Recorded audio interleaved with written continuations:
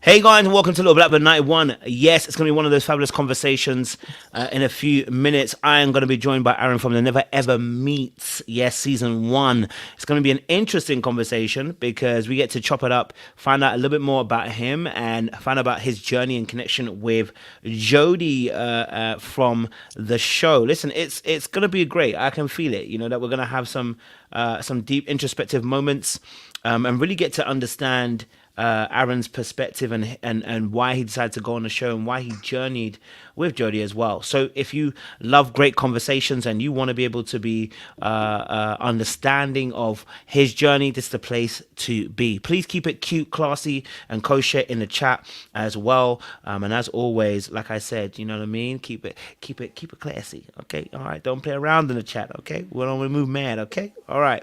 Let me get my fabulous interviewee. All right. Let me get him on the board. Yes, Aaron. Yo. How you doing, Captain? You good, right? Yeah, it's a smooth day today, man. How you feeling? Listen, I'm feeling good, man. I can't lie to you. My life is my life, and I'm ready to have one of these great conversations today, man. You get what I'm saying? Dope. What you curious about? Listen, look, I appreciate you coming on here, man. Listen, it's always a pleasure and an honor. We love when we get to have a conversation with people who are on the show because we get to get a first-hand perspective and your journey from your eyes and from your lips as well. So we appreciate that honestly as well. So commendable for you coming on here as well. But before we get into any kind of deep talks about yourself on the show, I like to do what we call human verification. Okay, Let's do it. We gotta make sure you're human, baby. You know what I'm saying? I might be a cyborg. Real talk. This is what I'm saying. Saying it's a couple options. Let's see. You could be an alien from outer space. You know what I'm saying to you? So we gotta make sure. You know what I'm saying to you before we know you're Clark Kent. All right. So question, Aaron. If you're on a plane, the pilot says you can go anywhere in the world. Okay, you can land anywhere in any country. What place would you choose to land and why? That's hard. We're just gonna be flying for a minute because I'm decisive about a lot of things, but not this. I'm strongly leaning the most toward Tokyo. Ethiopia is like third on the list, but Tokyo, Japan is very, very high for me. Tokyo, Japan is one of mine as well, so I definitely rock with that. Why Tokyo, Japan for you? So my sister and I have been obsessed with Japanese culture since toddlerhood. I don't know if we had a choice for real. Our godfather used to watch us a lot, and he was a big anime fan. So watching anime since being a baby, and also like knowing where it came from, and then seeing the different aspects of culture that surrounded it, even before it was like a wave, for real. That's always been a part of me. Like my sister, she actually learned Japanese like fluently. She's like level 4 with it. She lived there for a few years, and like even hearing her stories, it just made me want to go more. Like there's just different sites I want to see in Tokyo, different prefectures, and then if I have enough time while I'm there, I also want to go to Osaka because that's where all the fun stuff is. A lot of the fun stuff. I won't say all the fun stuff, but a lot of, as far as the stories she told, and as far as me knowing what I want to see. Listen, I'm definitely with you on that, man. And I always said I want to go. I want to definitely want to do the Mario Kart stuff. So that's one of the reasons. You know what I mean? And I heard that's in Osaka. Man, This is what I'm trying to say. Let yeah, me know, bro. like, I'm gonna have a good go at this point. You got me. I want to be safe when I go out there. That's what I'm trying to say. definitely. All right, Tokyo, Japan it is. All right, cool. Second question for yourself. Obviously, Android or iPhone? Mm. It was crazy. I'm an iPhone user, but I'd say general blanket statement iPhone, but like specificity. If you have a later Samsung model, you're really the winner. So a specific type of Android, but overall iPhone. I have both Android and iPhone, so I can't choose between the two. I feel like that makes you perfect to choose, though. You got a foot Yeah, in both that's what I'm trying to worlds. say. It's You got like, to flex between the two. I think you got to flex between the two. I literally was trying to take photos off my iPhone the other day, and it was a struggle. And I said, this is why I have Android. I had the stress. The stress. I figured it out now, innit? But it was just a long process to figure it out. It was stress for no reason. Do you know what I'm saying to you? no, I was I like, get you. because my laptop is not it's not a Mac, so it was just stress for no reason. I was like, Ooh, that's definitely gonna make iPhone it make harder. things difficult, man, when you're not connected to iPhone. So I just said, yeah. You know, it's funny. My dad is like super strong team Android, but he has an iPad, a MacBook, and I think like one other Apple product. Just refuses to get an iPhone. Like he's the most stubborn person I've ever met. Has to be, man, because I can't tell you no lies, man. They make everything difficult. So they yeah. I'll leave Apple alone. All right, listen. Last question. Cereal or the milk in the bowl first? Cereal or the milk in the bowl first? Cereal or the milk in the bowl first? Normally cereal first, but I have my days where I'm feeling kind of crazy, and I'll try and pour them in at the same time, just because I like doing stuff. I don't know. It's fun to watch. Okay, I'm not mad at that. What cereal do you normally have? It's usually going to be some type of chocolate cereal, so Cocoa Pebbles or that double chocolate crave kind of situation. Um, Count Chocula. Really, almost any chocolate cereal is good over here, except for Special K. Don't bring that anywhere near my address. No. Why we not talking about Special K? That's one of my cereals, bro. Special Yeah, K with a fresh milk. that's meant for you. You know, different strokes for different folks. Different everybody. Everything is meant for somebody, right? It's not meant here. That's a curse in this house. Why? What's the story behind Special K, baby? The taste and the way that it offends my taste buds. Yes, but it's not it. There's something special about it, all right. Listen, I don't know. Maybe they did it different in America because Special K. Let me tell you that you need to have Special K, and this is my specialty as well. Special K with some cream crackers, plain cream crackers, in the milk. I'm telling you, listen, with the sugar, Special cream it cracker. goes down. I've never tried that, but something I do. And this is probably gonna sound crazy to everybody. I do like to break up like cookies or brownies or something and put it in my cereal with Bro, my listen, cereal. welcome. Oh my God, so good. So good. That's delicious. I'm with you on that, bro. I can't even lie to you, bro. The cookie one especially, I'm with it. But I need the Yes. cookie to be. I need the cookie to be hard though, It because needs to I be don't a want it to be hard too. cookie so It it can gets too soak soft up if the it goes milk. into there, We gonna vibe, dog. bro. They Man. need to know, bro. They need to know there's levels to this We gotta thing. You put know them what I'm on game. saying? If you're watching this, try that tomorrow morning. Don't try it tonight because it's breakfast. But try it in the morning, please. What's your weirdest? I know I asked a question, but what's your weirdest combination that you've ever put together of food? Like, what's one of like your Weirdest weirdest combination? Are we ones? talking snacks or just like a Yeah, like real a meal? snack. It could be a snack. It could be a Ooh, meal. all right. Anything that you've put So together as a combo. this drives anyone who is close to me or was close to me crazy. I'll break up a snack cake, a brownie maybe, and a cookie or maybe some cake or something like that. Just different consistencies of solid desserts. And then I'll also pour milk in there. You know how people eat cookies? It started with just cookies, but cookies with milk, like dipping it just felt like it took too much time. So I used to break cookies up and then just scoop it out with a spoon. I'm like, that seems like a more efficient way to do it. And then I went off the deep end. And so now I have this chocolate concoction I eat like every now and then when I really have a sweet tooth. And oh my God, it is delectable. Listen, I'm not even mad at it. I'm gonna have to try that as well. Can't lie. I'm Bro, gonna have to bro, try check it that out. Check it still. out. Favorite snacks together, I'm put it gonna with the check it out. milk. See what it's hitting for. I'm gonna check that out because I can't lie to you. That's probably up my alley and street. To be honest, something I need to. Hmm. You know what I mean? I like sweet things. So if you can mix a few sweet things together, do you know what I'm saying Right. to you? Then you know what I'm And see saying. how it That's tastes. cold. Only thing though, only thing. This will like not permanently, obviously, but like stay in the fuck out the cup. Like my apologies, stay in the cup though. And you are gonna need to wash that like right away. Otherwise, you're gonna do a lot of scrubbing later. Yeah, Only I get that. caveat. I get that. To be honest, I get that. Yeah, I'm with that. I'm gonna try it though. I'm gonna try it. Listen, I think you've passed our human verification. You know, you are a human being. Definitely with that last question, you definitely are a human being, and we love to see it as well. All right, cool. Listen, Aaron. Let's get into some conversation. But before we get into about the show, I want to get to know you a bit better because you are somebody way before the show. The show just True. puts you on, so we want to get to know you a bit better. So my opening question is: who is Aaron, and what is Aaron's story? Mm. Aaron is me, I hope. But as far as Aaron's story, I think I dove into one of the more positive, or not more positive, more active, consciously active aspects of it earlier. Like always been in a from babyhood, always in the anime, and Japanese culture and Eastern culture in general, more than I was in the Western culture.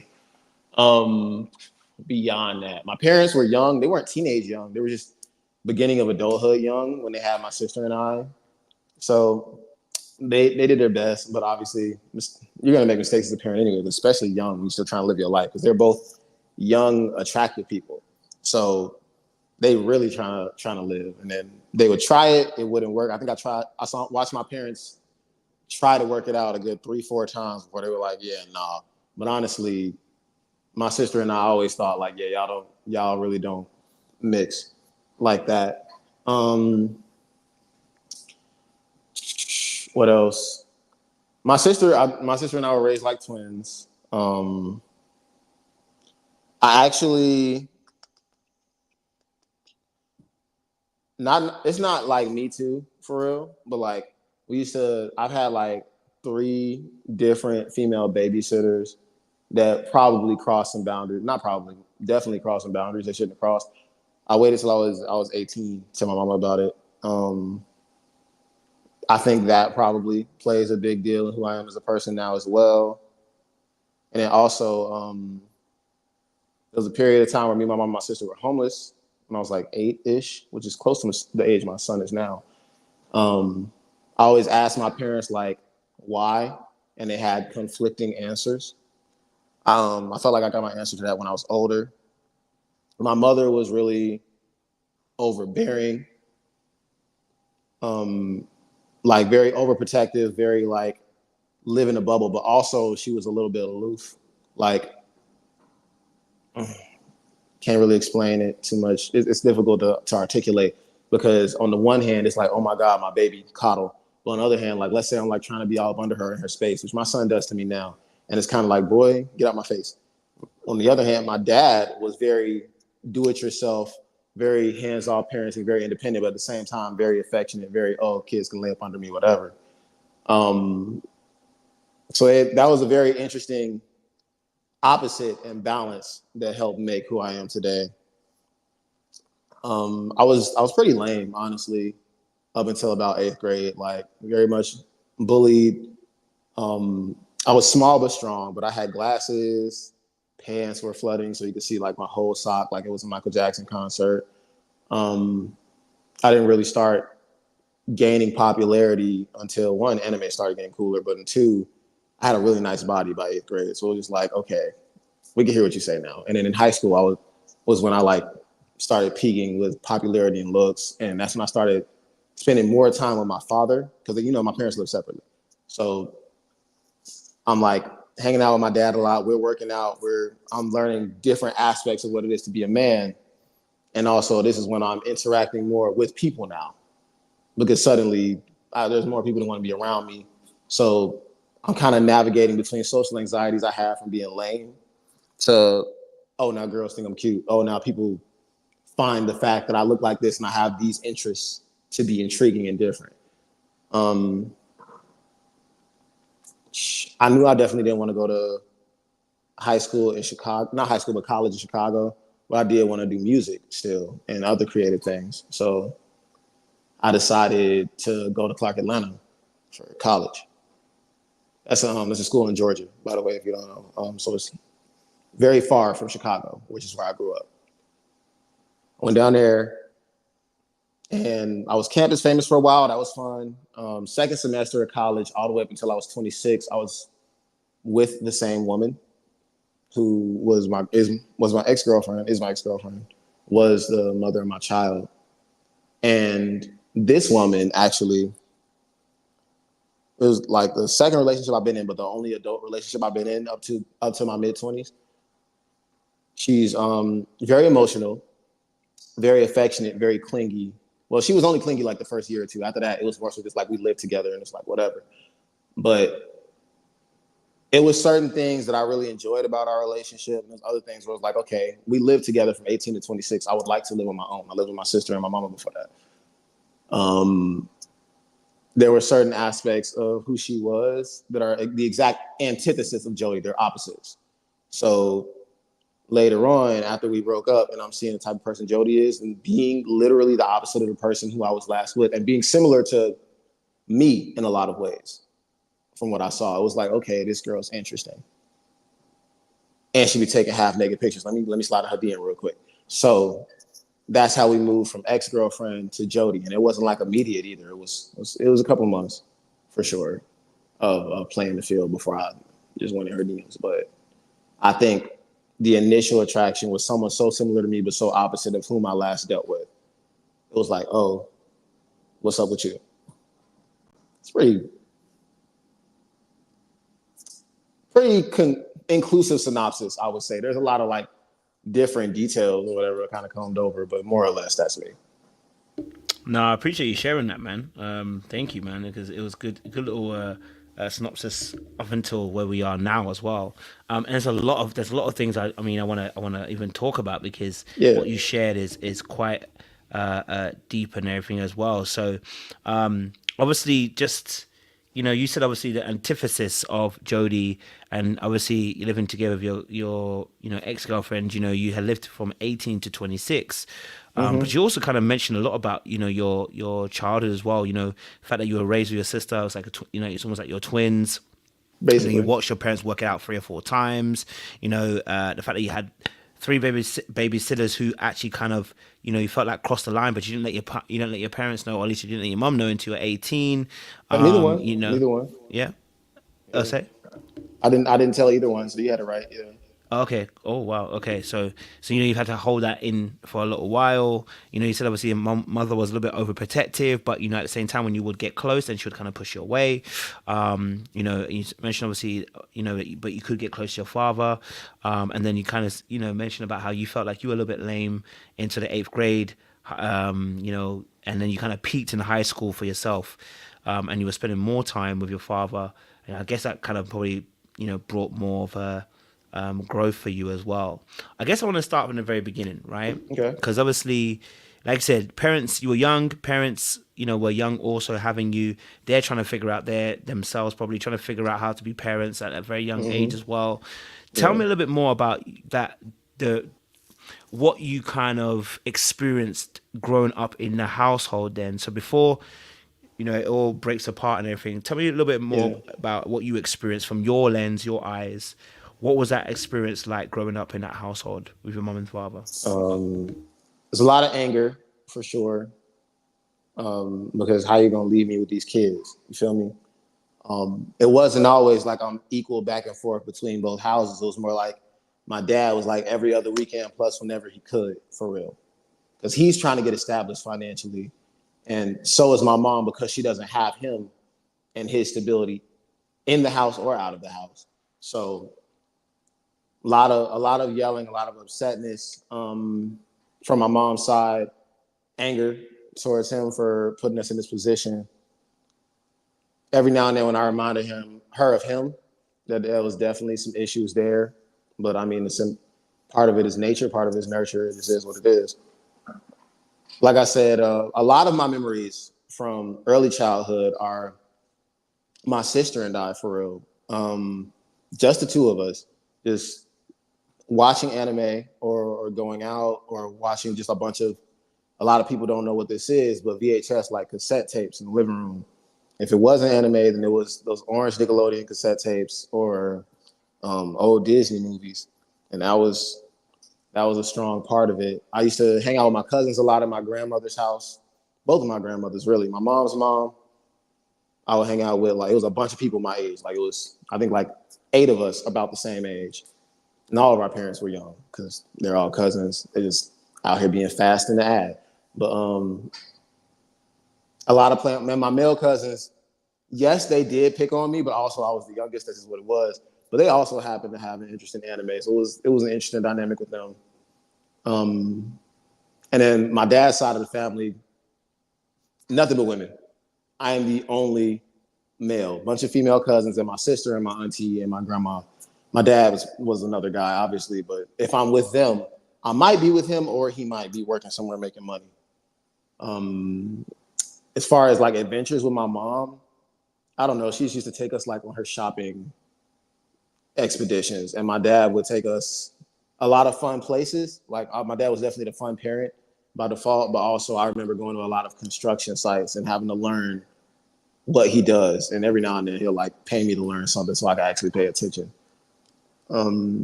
That's pretty much most of early childhood for real. Like aside from the moment where we end up homeless and whatever life was like at school.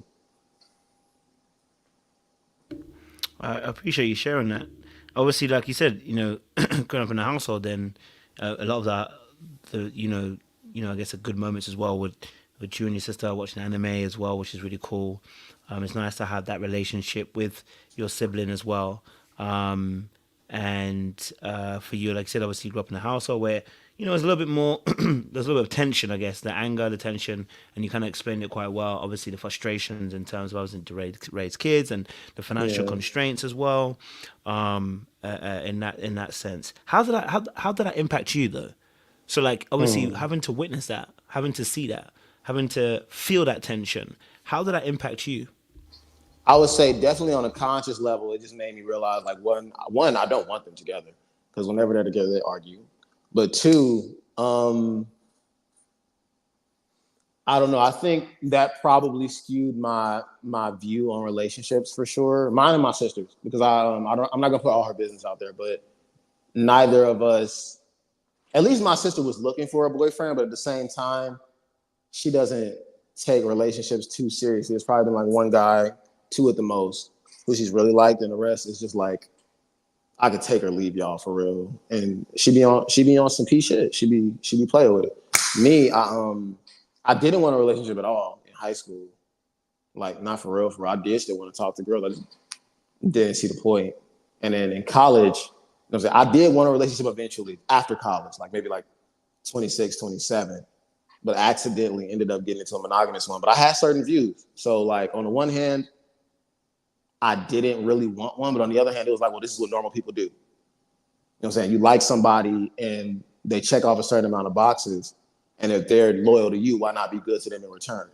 So more so I entered a monogamous relationship because I was dealing with a girl that I liked and I thought was beautiful on a consistent basis. And it seemed like I should conform to this societal norm. I should be like everybody else, as opposed to pursuing whatever my definitions of the world are. And that's really how we end up here. Now, am I a person who is monogamous as far as relationships go? I definitely try to be if I'm in one, but also I'm not in a rush to ever be in a relationship, a serious one, I think, because of what I saw. When you say you're not in a, you have certain ideas about monogamous relationship. What were those ideas at the time? Then some of those ideas. I think one, that 20s in general, I don't think you should be in a monogamous relationship in your 20s, honestly, just because you just became, at least if you live in a major city, I'll say that. If you live in a major city or near a major city, your 20s is not the time for a monogamous relationship, especially your early 20s, but any of it at all. Maybe your late 20s at the earliest. You just became an adult. You just got freedom. there's all these other like attractive somethings around you. I'm not saying you should like be super invested in hookup culture, but I feel like that's the time to date around. That's the time to build yourself. That's the time to find yourself and not end up in those situations. Now, could a baby happen? Yes. But I mean, that's just the dice you roll. But I definitely feel like that's a time for you and your development. And that's how I've always felt. So it's not that I'm against monogamous relationships as a whole, but I just, one of the things I felt like was the reason they didn't work out for real. One, their birthday is like almost the same day, but two, they the same age and really, really young. Like, it's like, y'all just jumped into it too early. And maybe there is this stereotype or stigma that men cheat a lot, especially like throughout life. But one, I like to see it good in everybody. But two, women cheat also. And three, I feel like maybe there would be less of that if you spent more time with yourself and spent more time trying to find yourself and your ideas and your ethics and your boundaries early on. And if you had those things by the time you were serious about a partner, they might be serious about you around that same time. And I could be wrong, but that's just how I see it. Also, before we let this subject go, I don't feel like monogamy is the only way to be, because everybody tries to put their own definition of love. If you don't fit this definition, you don't love me. But everybody doesn't love the same way. Everybody doesn't have the same love languages. Everybody doesn't express their emotions the same way. Everybody doesn't even communicate the same way, and we speak the same language. So to say that we have to be in a monogamous relationship or you don't love me, that's your definition. And I'm not saying that because I want to be polygamous. I'm saying that because people are trying to be too exclusive with such an organic idea that can't be solidified in concrete. Like the only real definition of love that should be concrete is a scientific biological one, where your receptors see somebody and endorphins fly off in the brain like, damn, that person's fine.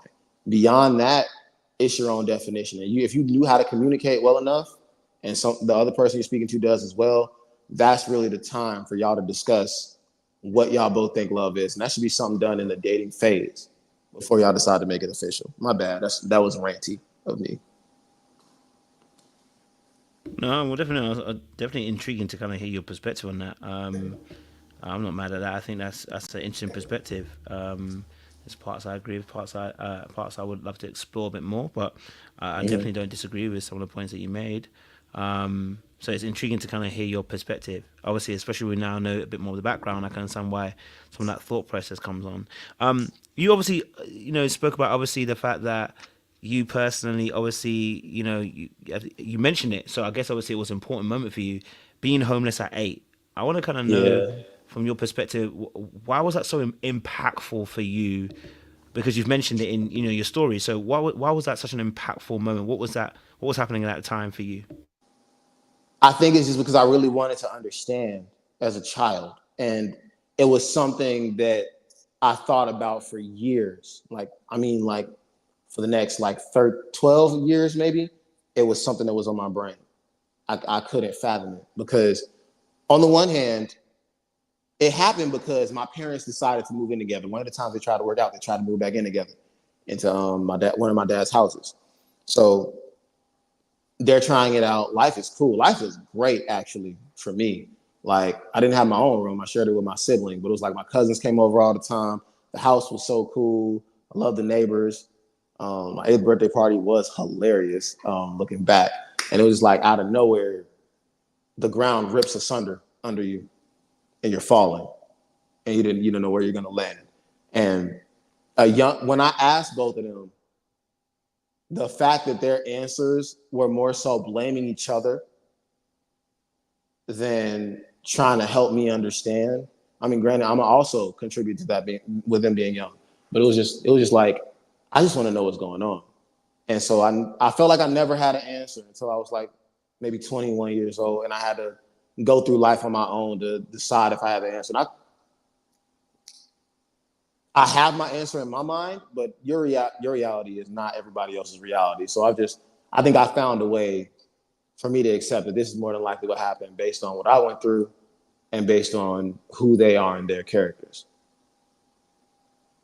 but it stuck with me for so long. It's hard to not mention, for real. Why was it such a why was it such a such a moment that you had to understand it? What is it about that moment that you have to understand it? You have to understand so much for you. You know what? Because even though I was kind of used to my mom not always giving me the exact answer to what I asked, it wasn't something that was common to my father. Right. So I'm like 8 years old. So is my sister. And I'm like, hey, why we move out of dad's house? Or why are we in this position we're in now? And my mom was like, well, your dad kicked all of us out. And so, of course, I'm still spending time with my dad, at least on the weekends, if no other time. So I still see him, type shit. And I'm asking him the same question. Why don't we live here anymore?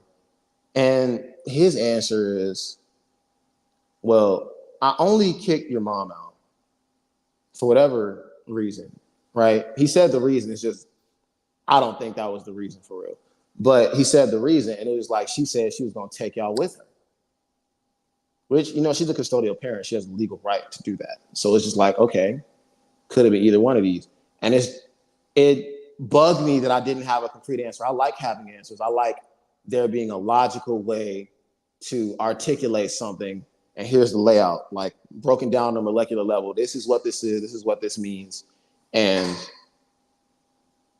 then being able to digest that, like, okay, this information makes sense. Or even if it doesn't make sense for me, I understand how this makes sense for you. That's how my brain has worked for as long as I can remember. And for it to be something, an event in my life that I learned is not something that's common. For me to not be able to digest that information, it's like, well, and excuse my language with this again, but like, what the fuck?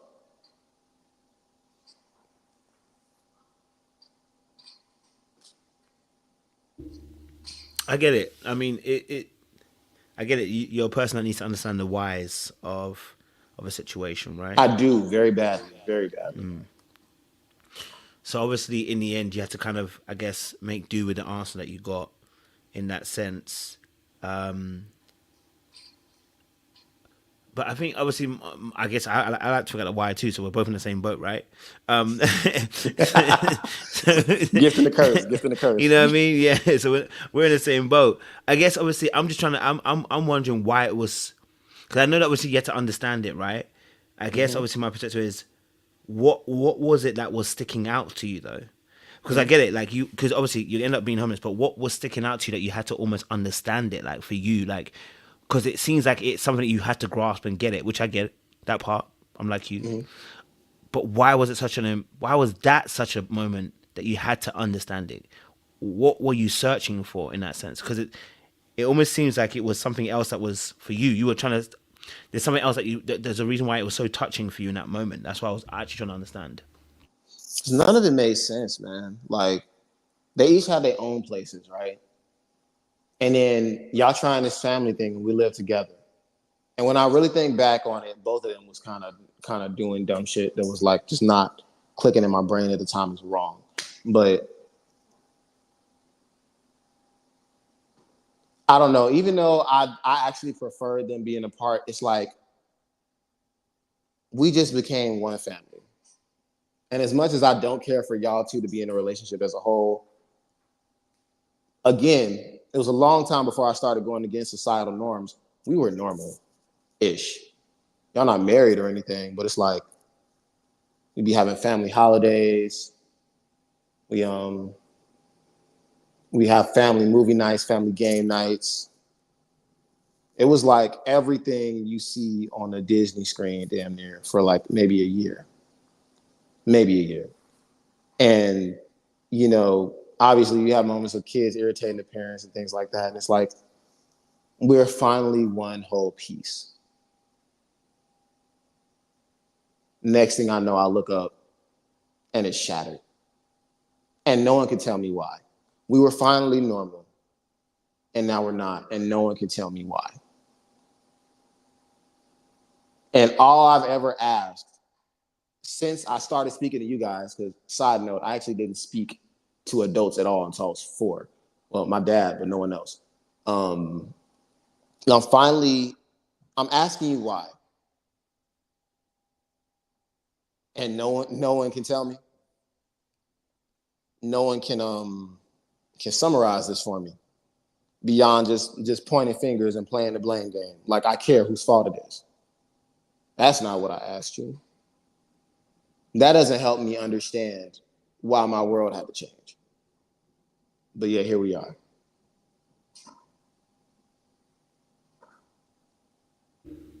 Well, I get that, man. So for you, in the sense, it's the fact that it's gone from we're finally normal, we're finally settled.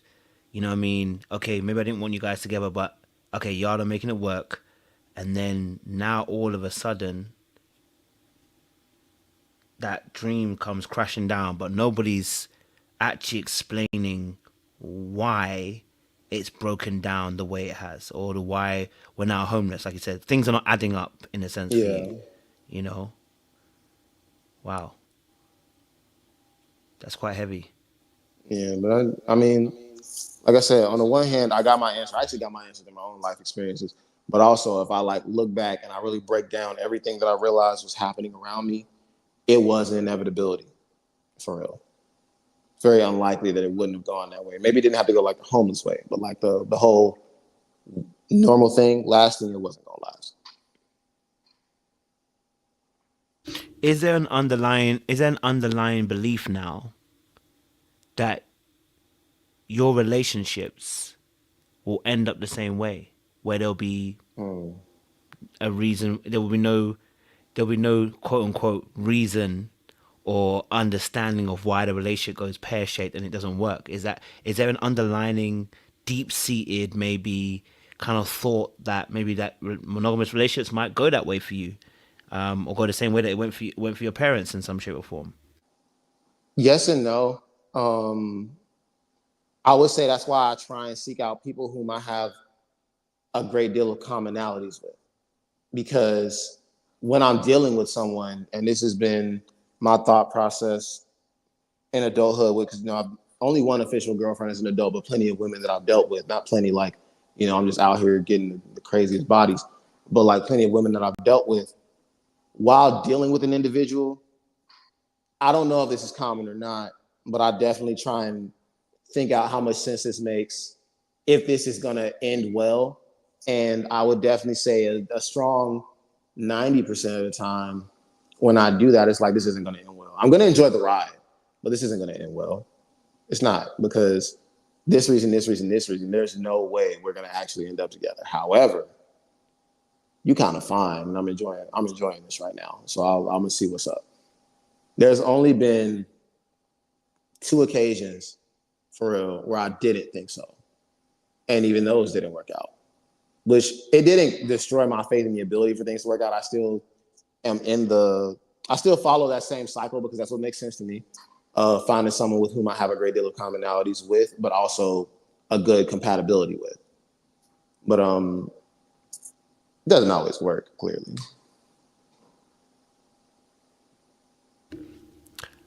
I guess I want to ask a question. Does monogamy, or does monogamy make sense to you? What I mean by that, I know what you said earlier on, that you have a different perspective. But what I mean by this is, do you understand monogamy? And I'm not talking about monogamy as such, I'm talking about it in terms of the relationship. Do you understand monogamy? Do you understand the mechanics and the schematics of it? I Because have yeah. a perspective of it.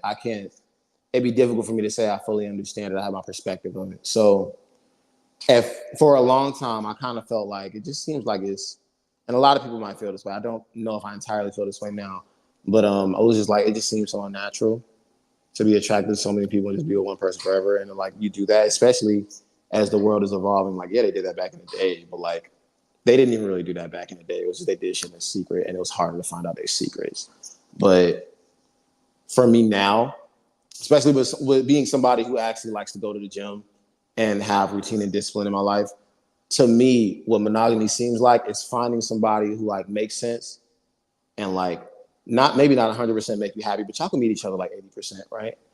And it's about the discipline of knowing like, okay, I have this, there's no reason to go somewhere else. It's less, I mean, it is about love and having a relationship. At the end of the day, it's about, if you choose this lifestyle, you need to be as disciplined as a fitness influencer, or even any kind of influencer, really, because like influencers they treat it like a job.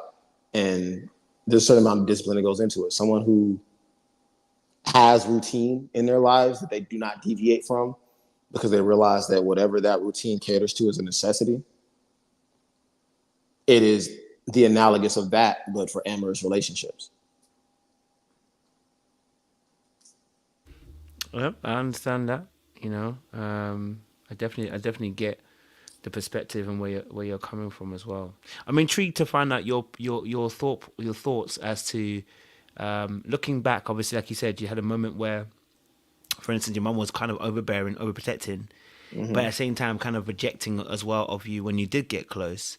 I want to know a little bit more about that, because obviously that's quite interesting, and obviously, like you said, your dad was more accepting of that. So I'd love to know a little bit more about that and how that's impacted you as well, Yeah. because that's quite a painful actual aspect as well. You know. We could take a dive. I don't think young me ever saw it as painful. I think it's probably something that was a seed planted that like reared the actual plant and the leaves and things like that later on in life. But when I was, and I've noticed this is actually like a commonality in my paternal bloodline, I would say, because I have a younger brother. I have two younger brothers, one on my mom's side, one on my dad's side, and I have a son. So I'm basing this off reflecting on my own actions and observing my father's son and my son. So when I was a kid, I was a really lovey-dovey, hyperactive, affectionate child. And you would think all kids are like that, but apparently they're not. But I was, especially so even.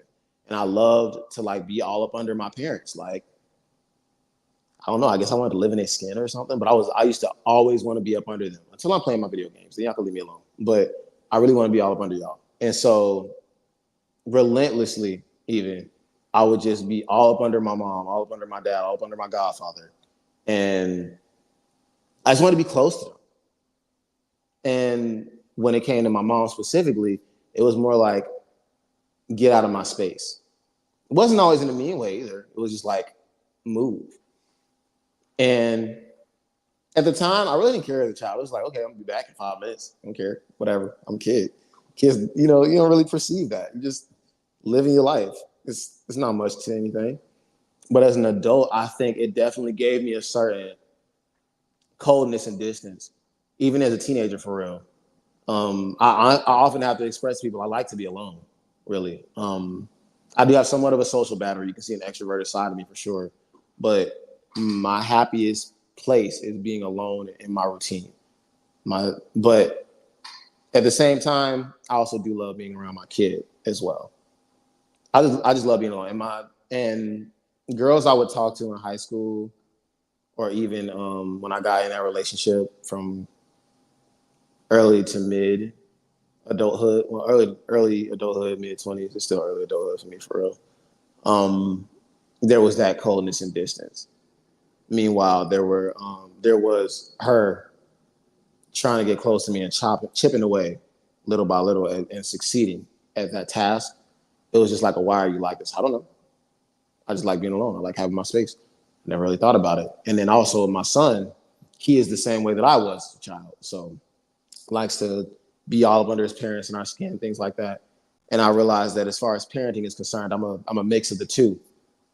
There's definitely moments where it's like, come be up on me, whatever. But then there's also moments where he'll try to get all up under me, and it's just like, can you go? And judge where you want to.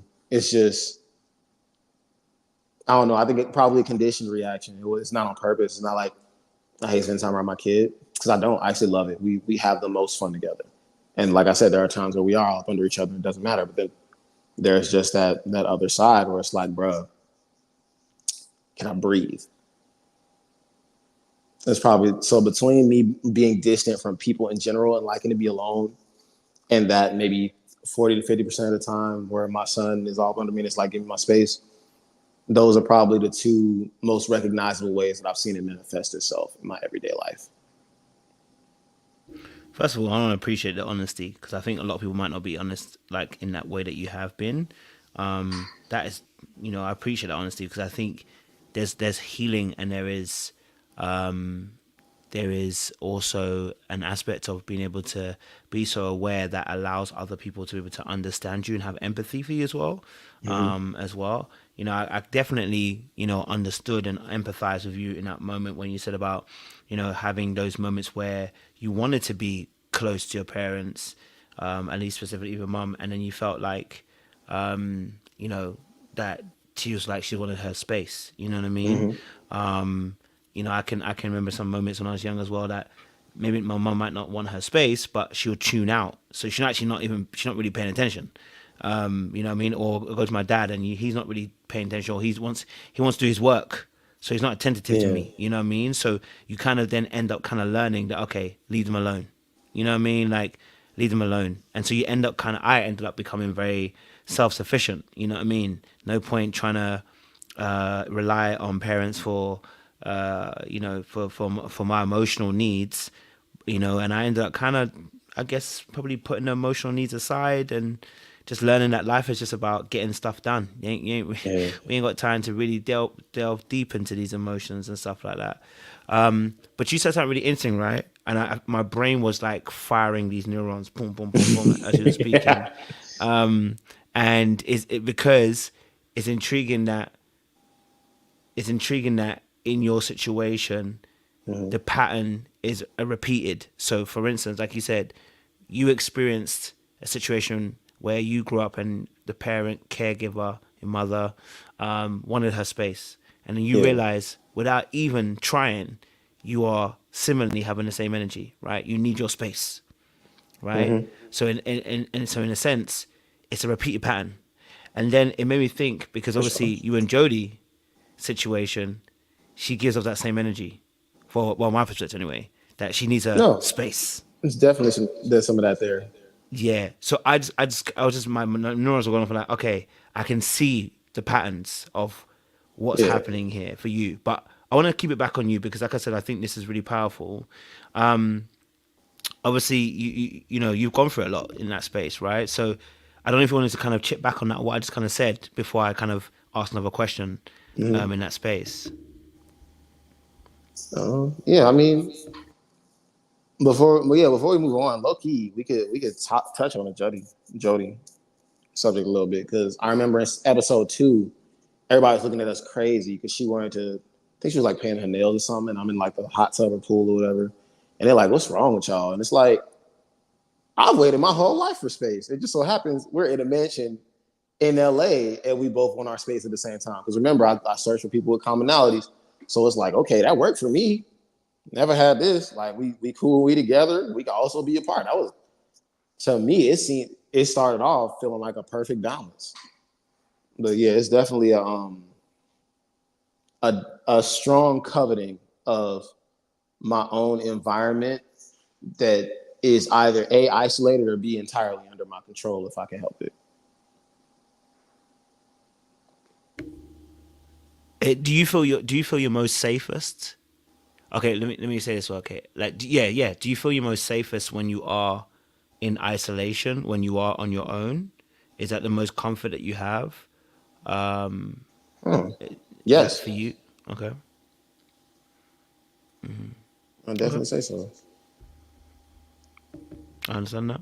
I mean, Okay, so obviously, like I said, you were then, you got to spend some time with your father as well later on, because obviously you said you were bullied, lame in 8th grade. Kind of, I mean, you were quite, truthful and quite honest in the description of what you were like in 8th grade, before the 8th grade, I guess, in a sense. Tell me a little bit about this. You were bullied, you were lame, like, from your perspective, what was happening there for you? For me, so we talk about like reaching up until the 8th grade when I started to kind of like blow up some.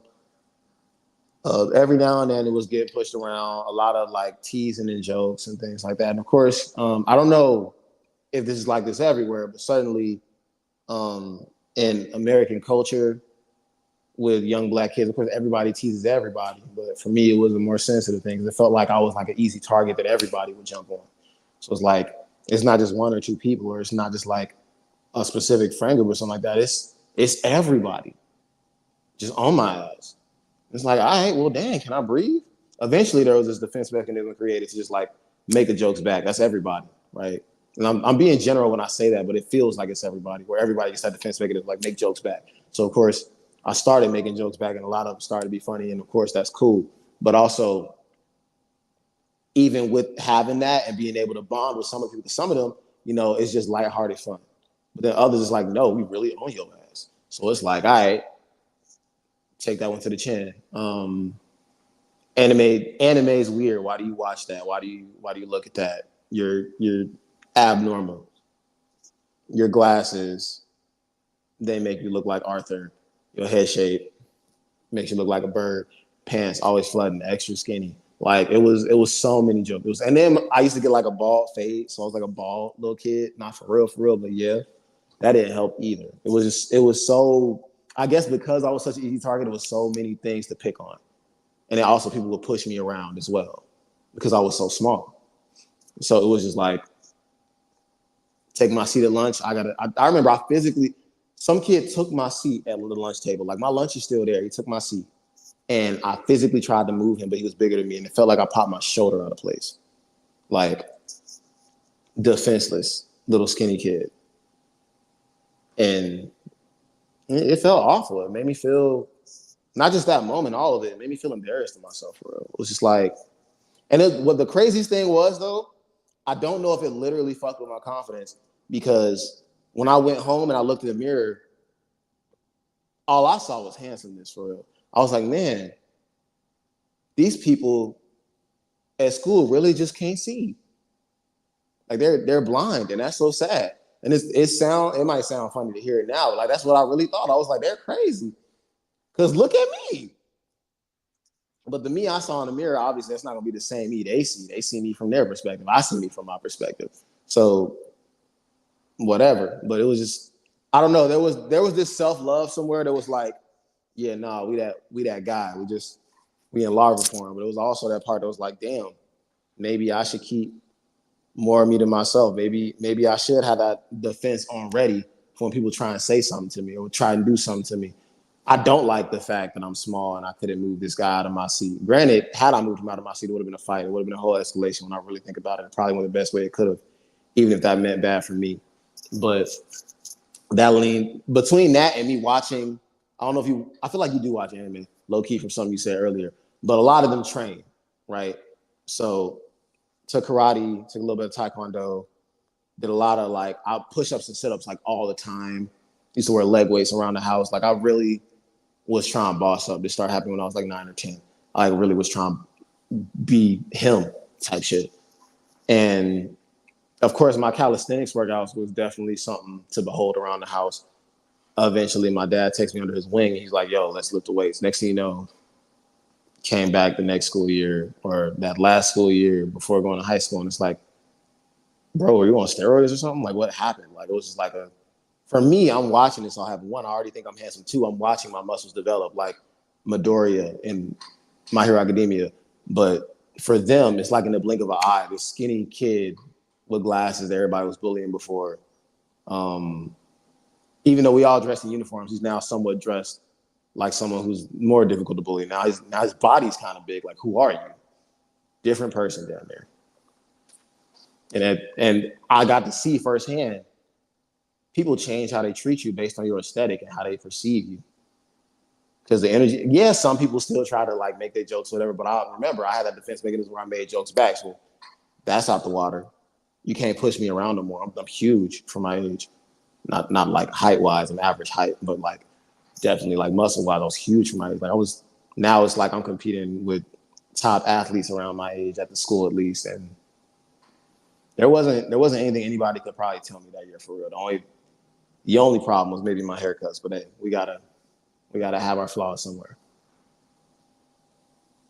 What did that do to you when you realized your power in that moment? Because it is a power, right? When you come into Hmm. school, and I've had that same situation where kids were, mine wasn't necessarily a glow up in that sense. Mine was that they discovered I had a cousin that was in a gang, and everybody was like, let's not mess with this one now. You know what I mean? Like, you know what I mean? Shout out to that cousin who was in the gang. You know what I mean? I didn't need it because I didn't want people to treat me differently in that respect. But Yeah.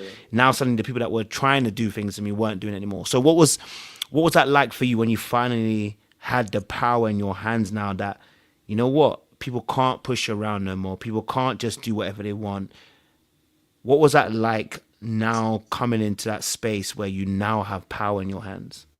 Interesting question. So before I get into that, I want to preface this by saying I was often one of the smartest kids in the class already.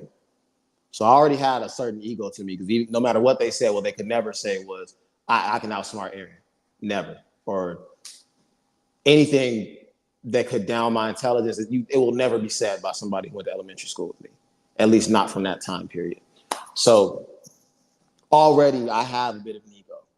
So at this point, I come back and people are treating me differently. While there's still some humility in the, like, I remember what shit was for the past 8 years, there's also that arrogance almost that it's like, oh yeah, I'm him now. Like, don't talk to me no kind of way. And it definitely went to my head for real. I don't know if it left my head for real until my 20s, but yeah, it was definitely, but it was a balance though. This on the one hand, it's like I'm arrogant, like, yeah, I'm him, but at the same time, I've also now grown to hide parts of myself. Like, granted, yes, I do love anime out loud these days, but like,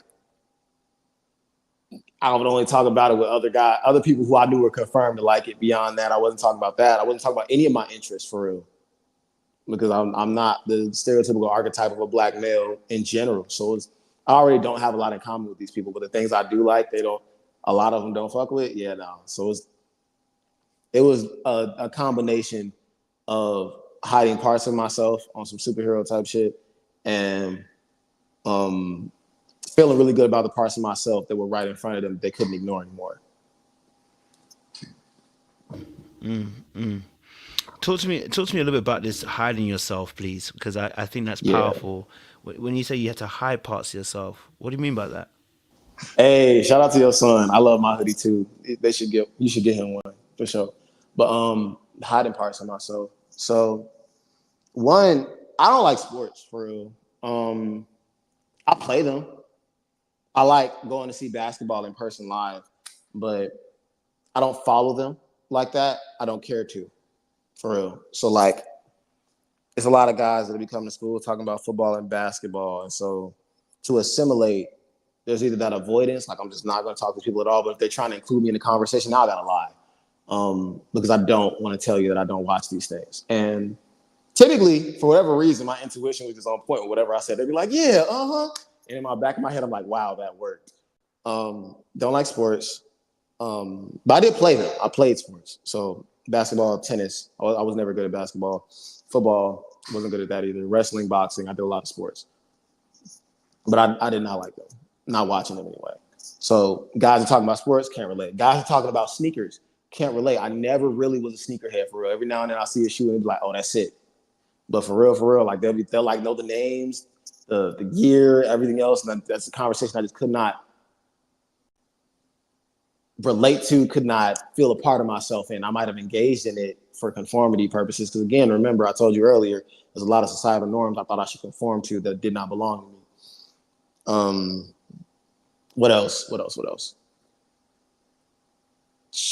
Obviously, anime. I'll be so secretive at this point. Like, granted, if it's somebody else whom I know like enjoys it, we can converse about it. But beyond that, it damn near don't exist for a lot of conversation and a lot of interactions. Or like my sense of humor, I didn't really make jokes like that when I really think about it. Like when I was in school, like I would laugh a lot with certain people, but for the most part, with interacting with people, I didn't really like to make jokes. I didn't think people would find it funny for real outside of like a specific demographic of individuals. So it was just like, there's no point. I would change my conversation style just to shallow things that I knew that I heard everybody speaking about. It just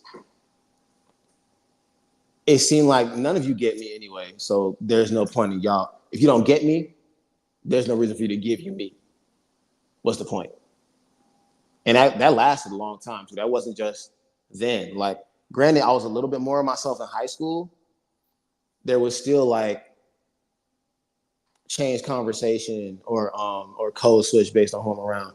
The people I ended up getting, actually, funny enough, in high school, my two closest friends, we ended up being really popular at this public school. I went to public school for like a year and a half. It was me and my two homeboys. All loved anime, all really attracted to women, all really in shape, all fighters also. They watched sports more than I did, and they smoked. I've been sober for pretty much all my life. But aside from those two things, we were all three of us like the same person. And it just so happens that we're really popular in this school. I remember I was talking to one of my old schoolmates. She was like, y'all just swore y'all ran the school. I'm like, we didn't. So I didn't hide myself from those closest to me. But when I would speak to just random people in the school, it was more of a facade. It felt like a character. It was a piece of me, but only a piece of me.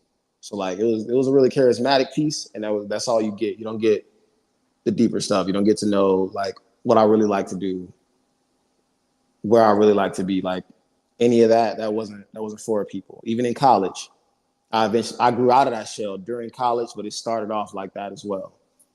Just as, and people never got me before. I guess I felt like they weren't gonna get me, except for the people closest to me, until, I don't know, the same time where I started to like question other societal norms. I came to this, like, I saw somebody's son is watching this. Now this realization was just like, F it. Like, who cares? Low-key, person that's streaming, if your son like this, I also got like an Akatsuki blanket behind me. It's kind of cold, I can't lie. I rate it. So obviously for you, like you said, what was then your thought process? I'm careful to kind of choose the words and say, because obviously it sounds to me like you were hiding parts of yourself with people that might not know you very well. Like, what was you afraid of? But I guess obviously, what was your thought process of what were you thinking was going to happen if you were to share yourself with your true authentic self with people who were strangers? Well, like, is it just what would you think was going to happen? So I felt what it was like to be that bully little kid, and I felt what it was like to have overwhelming acceptance. And between the two, I very much enjoyed the warm comfort of overwhelming acceptance. Even though I knew it came from a shallow place, I knew it was something I could control. So if I had to choose between being that rejected bully little boy again and being the charismatic facade of, there's an article about this too called The Cool Pose. It's a really good read. Being the charismatic facade that went along with the aesthetic that I had, it was much easier to do that. And I call it a facade because it's not all of me, but again, it was a part of me. It wasn't like I was being a different person entirely. It was just, I was just giving you the part of me that has been field tested to be successful with interacting with individuals. And of course, it is a part of my personality, but it's just, I didn't want to go back to that place. And it took a long, hard look in the mirror when I was a young adult to realize that I don't think I'll ever go back to that place, even if I decide to be myself and throw all societal norms to the wayside. Because, again, there was always that seed of self-love in me as well. But it's just like, one, I've proven that I can be accepted by you people, and it's cool. But I'd rather just be me and all of me, for real, if I can. And so, in most situations now in life, it's more so me being all of me, but also, assimilate where you see fit. Like if you're in the corporate office, maybe don't be cussing all the time. Or if you are in a public place, obviously, like this isn't the time to take off your shirt just because it's hot. Like basic common sense things. But it was just for a long time being scared of going back to that place until I realized I'll never be back in that place. I get that. I think um, we all want the human need is to be accepted, right? Right, and the Hmm. greatest fear of any human being is to be isolated, because human beings are social creatures, right? And obviously, just by you explaining your background and what you've been through, there was some rejection there, right? So you don't Right. want to experience that now with friendships now, especially if you've gained it. You know what I'm saying? If you've gained acceptance, like you said, you don't want to have to go back to a place where you're now being quote unquote rejected, right? So yeah, you're going to, like I said, you're hiding parts of yourself with people that you're not really sure about what their response might be yet, until you can Yeah. gauge it, until it's safe, and then you can kind of show your true self. Which actually, Hmm. technically, the term that they actually use is called fawning. So when we fawn, we do it in a sense of what we end up doing is it's our attempt of keeping safe and maintaining connection, and in an unsafe environment, right? The unsafe Hmm. environment is somebody who is you're not really sure about, right? You're not sure what their response might be. They might reject you. You don't want to feel those negative feelings, so you fawn. You kind of exaggerate or leave the image that they think they have in their head. You leave it there. You don't touch it. You don't try to take it down. You don't want to add anything that may change it. If they think you're the gym head, I'm the gym head. You know what I mean? I'm not about to change it. If you think I'm the muscle guy, I'm the muscle guy. I'm just not going to change it. But I'm also not going to add my true authentic self to it, because I don't want to tamper that, just in case you're not ready for that, and you might end up rejecting me in that space, which then connects with Hmm. the rejection we experienced in childhood, which is a very painful experience. So I'm not about to have that, which I totally get. You know what I mean? Like, yeah, we've all got our ways of kind of fawning in our childhoods when we have experienced rejection. I am one of those people, so I know that it's very difficult to come out of that space. Because, like yourself, I like to dabble into the intellect. So, Yeah. you know what I mean? That's where I kind of, if that's what you believe, that's what you believe. If you believe I'm this guy, let's stay that guy. You know what I mean? So, yeah, I definitely, I definitely understand that as well. Okay. So tell me then, obviously, then, how are we getting into a relationship from 18 to 26, you said, right? Yeah. How the heck we go from having different ideas about monogamy to ending up in an 8-year relationship? Talk to me about that. How do we end up there, Aaron? Did she Man, deceive you? How did she get you there, man? Huh? she didn't deceive me. You know what it is? So I came to college really to just I was gonna wild out. That was the plan. I was just gonna be straight thought. I'm in a different city. My mama can't find out what I'm doing. Like I got my own space. Like my dorm, I had like a closed off space. Like my roommate wasn't a roommate. It was more like a housemate type situation, own room. And I was really just gonna wild out. So first semester, I'm meeting a bunch of girls. I'm kind of building a roster. I'm messing with some of them. I'm just enjoying. Really, that was probably the most free I've ever been. I have my own space. Again, very important to me. I'm social when I want to be, and I'm flirting with different girls, just enjoying my time for a while, finding myself while also like shopping around the market. It's a very fun experience, right? And I crossed paths with a girl who will eventually become my girlfriend, but at the time there was no real resonance between us. It was just like you're a person, I'm a person, whatever.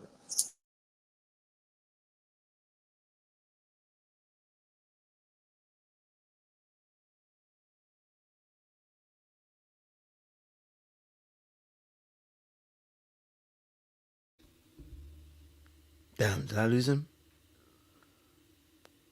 Is that me? Am I in a time warp? Am I the only one that's... He's frozen. Is that just me, guys? Or... Oh, he froze. Okay, I had to make sure. 'Cause I wasn't sure if I was in a time warp. You know what I mean? Um, I'm sure... I think someone tried to probably call him. He doesn't realize. He'll come back. Okay. Listen, it's been an interesting conversation for the last hour or so. He'll come back. It's been interesting for the last hour or so, hasn't it? It's been quite the discussion, and then there's some deep, deep, deep, deep ideas that are really being discussed here as well. And no, I mean it's fascinating, especially as a lot of this work, a lot of the stuff that he's going through is gone through. It's a lot of the stuff I'm dealing with clients with on a regular basis as well, doing the coaching. you know, and I'm trying to do as much studying as possible as well, because this is the kind of stuff we want to be able to talk about and be able to heal. Because as I was trying to highlight to him, that he's actually repeating the same pattern, right? So he may not be, he might not be aware, but he's repeating the same pattern. So it's interesting as well. A lot of us do this. I repeat the same patterns. You know, how my parents treat me, I started doing it in relationships as well. So it's fascinating to kind of see from that perspective. But I think he's back now, so he can finish the point. Captain. Yeah, I'm on my computer now. My phone died. Cool. Yeah, the next semester, I'm actually on the same shit. So there's a lot of girls whose numbers I got or who I connected with, and yeah, MacBook cameras are trash, by the way, people. So y'all can see me on lower res. But now it's like a bunch of other girls like on the list. Like, let's get to it. Instead, there's actually these two Spelmanites I'm supposed to link up with for the night, right? Spelman is another school over there by my alma mater. They're down on the same campus. I want to say they're next door. No. Like, you can accidentally wander onto Spelman, Clark, Morehouse. You can accidentally wander onto another campus for real, and be like, "Oh, this isn't my school." But yeah, so a couple girls from a neighboring school. That's what we're linking up with that night. It's also my homeboy's birthday party. So there's this guy. I'm not gonna reveal his name because I'm pretty sure I remember him getting punished. So I'm not gonna just out him like that. But he just drugged every girl at the party damn near. Like, he spiked something in a lot of girls. A lot of women woke up the next day, like, especially since the girls who drink anyway. So it's like, I don't think it's alcohol poisoning. Like, something happened to them. And one of them, you know what I'm saying, ended up kind of date raped. I'm so sorry for her that happened. But when he did that, he also happened to do that to the mother of my child at the time. So granted, she and I, like, we hung around some of the same people, so I'm familiar with her, but neither of us had any interest in each other. I was just like, oh, an attractive girl. I know plenty of those. Anyway, he drugged a lot of women at this party, and she happens to be one of them, but she's trying to find her way out. Like, so she ends up just in a really bad situation. I end up having to take care of her. And I also ended up meeting her mother, who blamed me for that situation. I didn't have any direct cause to it. I helped throw a party, maybe, but I didn't know this was going to happen to anybody. I didn't know he was going to do that. And I don't even drink. I don't promote. I won't say I don't promote drinking. I like to throw events, and so I will say, like, yo, we got out here. But yeah, met her mother. Very, very unpleasant experience. Because just imagine, right? You have a child, and you send your child off to school, and you get a like random call or text from your child's phone saying, "Hey, your child's in the hospital." You don't know which hospital. You don't know what's wrong. You're in a panic. So, of course, her mom was going to be unpleasant when we met for the first time, because I don't know what happened to my child. All I see is you, and my child is in the hospital, which is where Shorty. I had to carry her to the ambulance and everything. Yeah, that's where Shorty ended up. Very, very bad experience. And of course, my first thought is to go off on her like, "Lady, this ain't." I helped her. You're welcome. But instead, I just kind of took it on the chin because I'm lost in the city I don't live in. I need to get back home. And I checked on her the next day, just on some cool shit. That's just how I am. I just to make sure Shorty was straight. And I guess she wasn't expecting me to be a nice person or a good person. I'm not saying I'm just always a good person, but I do like try my best to achieve such a title. And so now we're kind of hanging out more. Not gonna lie, this happened off screen, but Jody had addressed this, and she was like, "I kind of trauma bonded," and I was like, "Oh, really interesting." But yes, she ends up hanging out with me more. And then there's one night where her dorm's on like the opposite side of campus, and she didn't want to walk all the way to her dorm. And I'll be real, I also was not about to walk all the way to her dorm. So she was not about to have an escort. I was like, "You can sleep in my room if you want." And then, yeah, things went where they went. So after I hit that night, I hit it in the morning like J. Cole and Drake the next day, and after that, she was always around. She started moving her stuff in my dorm room. We kind of did, and I'm enjoying her company. Like she seems like a really good person, very very amusing. Um, she's corny. I like corny people. Like it's a nice vibe. She didn't check off every box. I'm sure I didn't check off every box, but she's around all the time. It's like, okay, if you're in my dorm all the time, I might as well cut off my roster because it would be so disrespectful for me to be dealing with you and vetting you and also entertaining other girls on campus. That's crazy. So I more so did it just because it makes sense. And I felt like it was a respectful thing to do. So stop talking to other girls. It's really just us now. After about a month of that, at this point, it's like, all right, let's just, you know what I'm saying, be together. Because I already don't talk to nobody no more. Like, and we spend all our time together anyway. You fucking live in my dorm. What's up?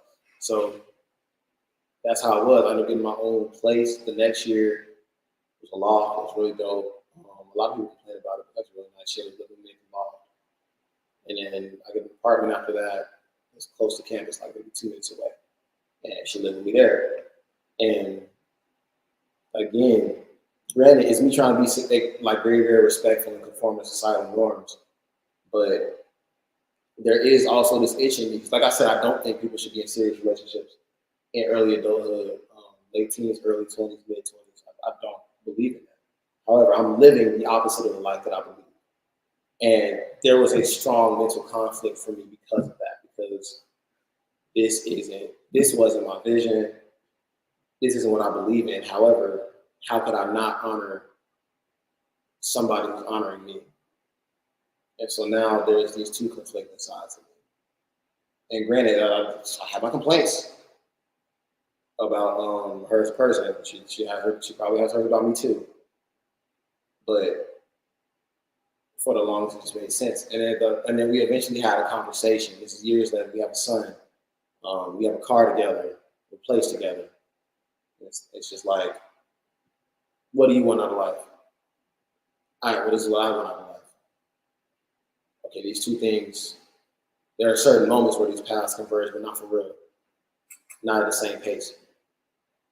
And that's kind of what ended up breaking us up, specifically because I had that belief. And it was just like, damn near I had to start over and hit the ground running for what I thought 20s were supposed to be. But it was just a lot of inner conflict with me trying to do what I thought was respectful, trying to conform to societal norms instead of doing what I felt like might have been best for all parties.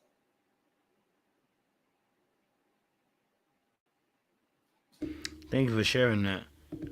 It's quite an intriguing story. You were the hero of the story. That's very good to say. I don't think so. This is it's giving anime arc. I mean, it's giving anime arc because you done saved the damsel in distress, and you end up in a relationship. Now, I think what's intriguing, I would love to know a bit more, is that you said, okay, you were trying to live the society's norm, and I wanna challenge that a little bit. Yeah. See, because I know you're saying that you wanted to live the society's norm, but it feels like what actually happened is what we call how do we call this? An encroachment, right? What happened was an encroachment. What I mean by that is because it wasn't speedy, because it wasn't like direct, it was kind of like she's living with you. Like we just need to deep what happened here. She was living with you. You already had a roster. You said it would be kind of disrespectful to be messing with her and roster the roster. The whole point of having the roster is so that we can have, you know what I mean, people on the carousel. The whole point of the roster is so that we don't go into monogamy, right? Is to kind of keep ourselves in that space. So I don't know how it would be disrespectful, because if she knew the truth of the fact that you had a roster, why would it be disrespectful? And I think there is something deeper there that maybe you may not be acknowledging. That although you're saying you don't want to, and I was saying like society's norms, I think deep down in one's spirit deep down in one's anime characteristic spirit, there's a love in there. Aaron wants to have the one special love in there because you made it happen. This is not her idea. This is Yeah, you. yeah, no, it's not her. So talk to me a little bit about that because you know it went from she's staying with you, which you saved her from you know the Mary Clays, saved her from the you know from the outside, and then now she's living with you. Now you lock off the roster, and now you're like, do you know what, maybe I should make this work. Talk to me about that a little bit more. I want to understand that. Okay, yeah. All right. So, like I said, plans are being a huge stock, of course. And to an extent, it seemed like it was probably gonna be working. But like I said, so she moved in, right? So this wasn't like an immediate thing either. It was like she had spent that night, hit the next day, and now like we're leaving the dorms, but also like my friends know what I'm on, and some of her friends are some of my friends, and so they know what I'm about for real in that sense. So, and she, to the extent, knew what I was about. So we leave the dorm. We're not even walking on the same side of campus. We're walking towards where the classes are, but she's like on this side of what we call the promenade. So it's like a brick road. She's on this side, I'm on that side. We're walking the same direction, but not side by side. It's kind of a walk of shame, almost, because it's like, oops, this wasn't supposed to happen. Um, and I'm very much still trying to assert my independence. Like, I'm not trying to share. I'm not trying to show you off, none of that. And it didn't seem like she was eager to do that either, maybe because of the reputation that I was gaining.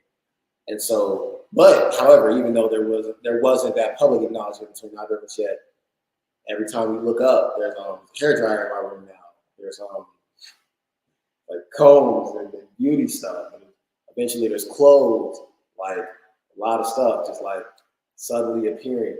And of course, my friends are making jokes like, "Oh, okay, when I'm coming to the wedding, this, that, and the third." I'm just like, man, whatever. But it's like, there's girls in my dorm all the time. We're consistently commencing in coitus. It's pretty good too, by the way. I mean, it can be. I'm like 18, 19. I wasn't then what I am now, in my opinion. Looking back, but you know what I'm saying? We're doing what we're doing. It's like there's a bunch of girls I want to interact with. It's like, well, I could invite you to my dorm, but then I got to kick out this girl who I'm hanging with. I don't want to do that. I could go to you, but I feel like if I go link with you, I'm gonna feel the pressure to want to lie because I don't think I'm bold enough to just say, "Hey, yo, I'm gonna go smash this other shorty, just chill in my room." I don't think I'm bold enough to do that. And even though it's a lot of girls who had my interest at the time, one who even had my jacket that I had to ask for back. It just it didn't fit. It didn't make sense no more. And so it was just like, all right, get rid of y'all. And of course, it wasn't like temptation wasn't always there either. I mean, when I moved to a loft the next year, I had a next door neighbor. I'll never forget her as long as I live. One of the finest women I ever seen on this planet was this woman named Erin. Yes, we had the same name. And she wanted me so bad. And I mean, like, yes, I think I'm handsome, but like, I'll never, I think it was just that because she knew she couldn't have me also because I was in a relationship. She used to try so hard. I used to just have to pretend like I didn't notice. But yeah, I think it was just, I don't know if it was me being in pursuit of love. Maybe a bit, because we had that whole conversation earlier about how we reached that sort of normalcy. But also, it was just more so, one, me lacking the ability to set the boundaries I want. Two, me feeling like it was a lot of effort to either go see a girl and have to lie or invite a girl here and kick this girl out. And I think when I thought about all that, it was just like, this is a lot. This girl's already here. I only kicked like maybe one person out of my dorm room also. Like, and that wasn't even a kick out. It was one of them, so what you got to do? Like, I remember this other girl stayed in my dorm the previous semester and she spent the night. And it wasn't even like on no get it in type stuff. But she liked me, but I wasn't feeling her like that.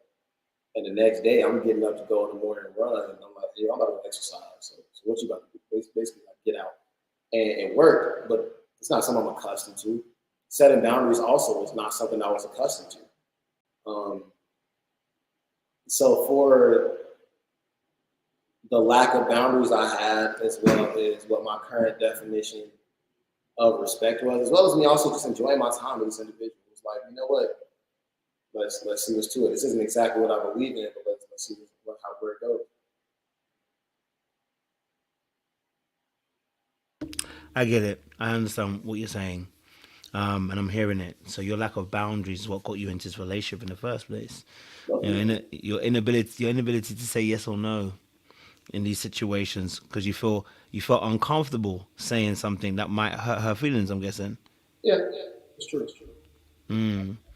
Okay, so you prioritize her needs above yours in that moment, and her needs became priority in a sense. Yeah.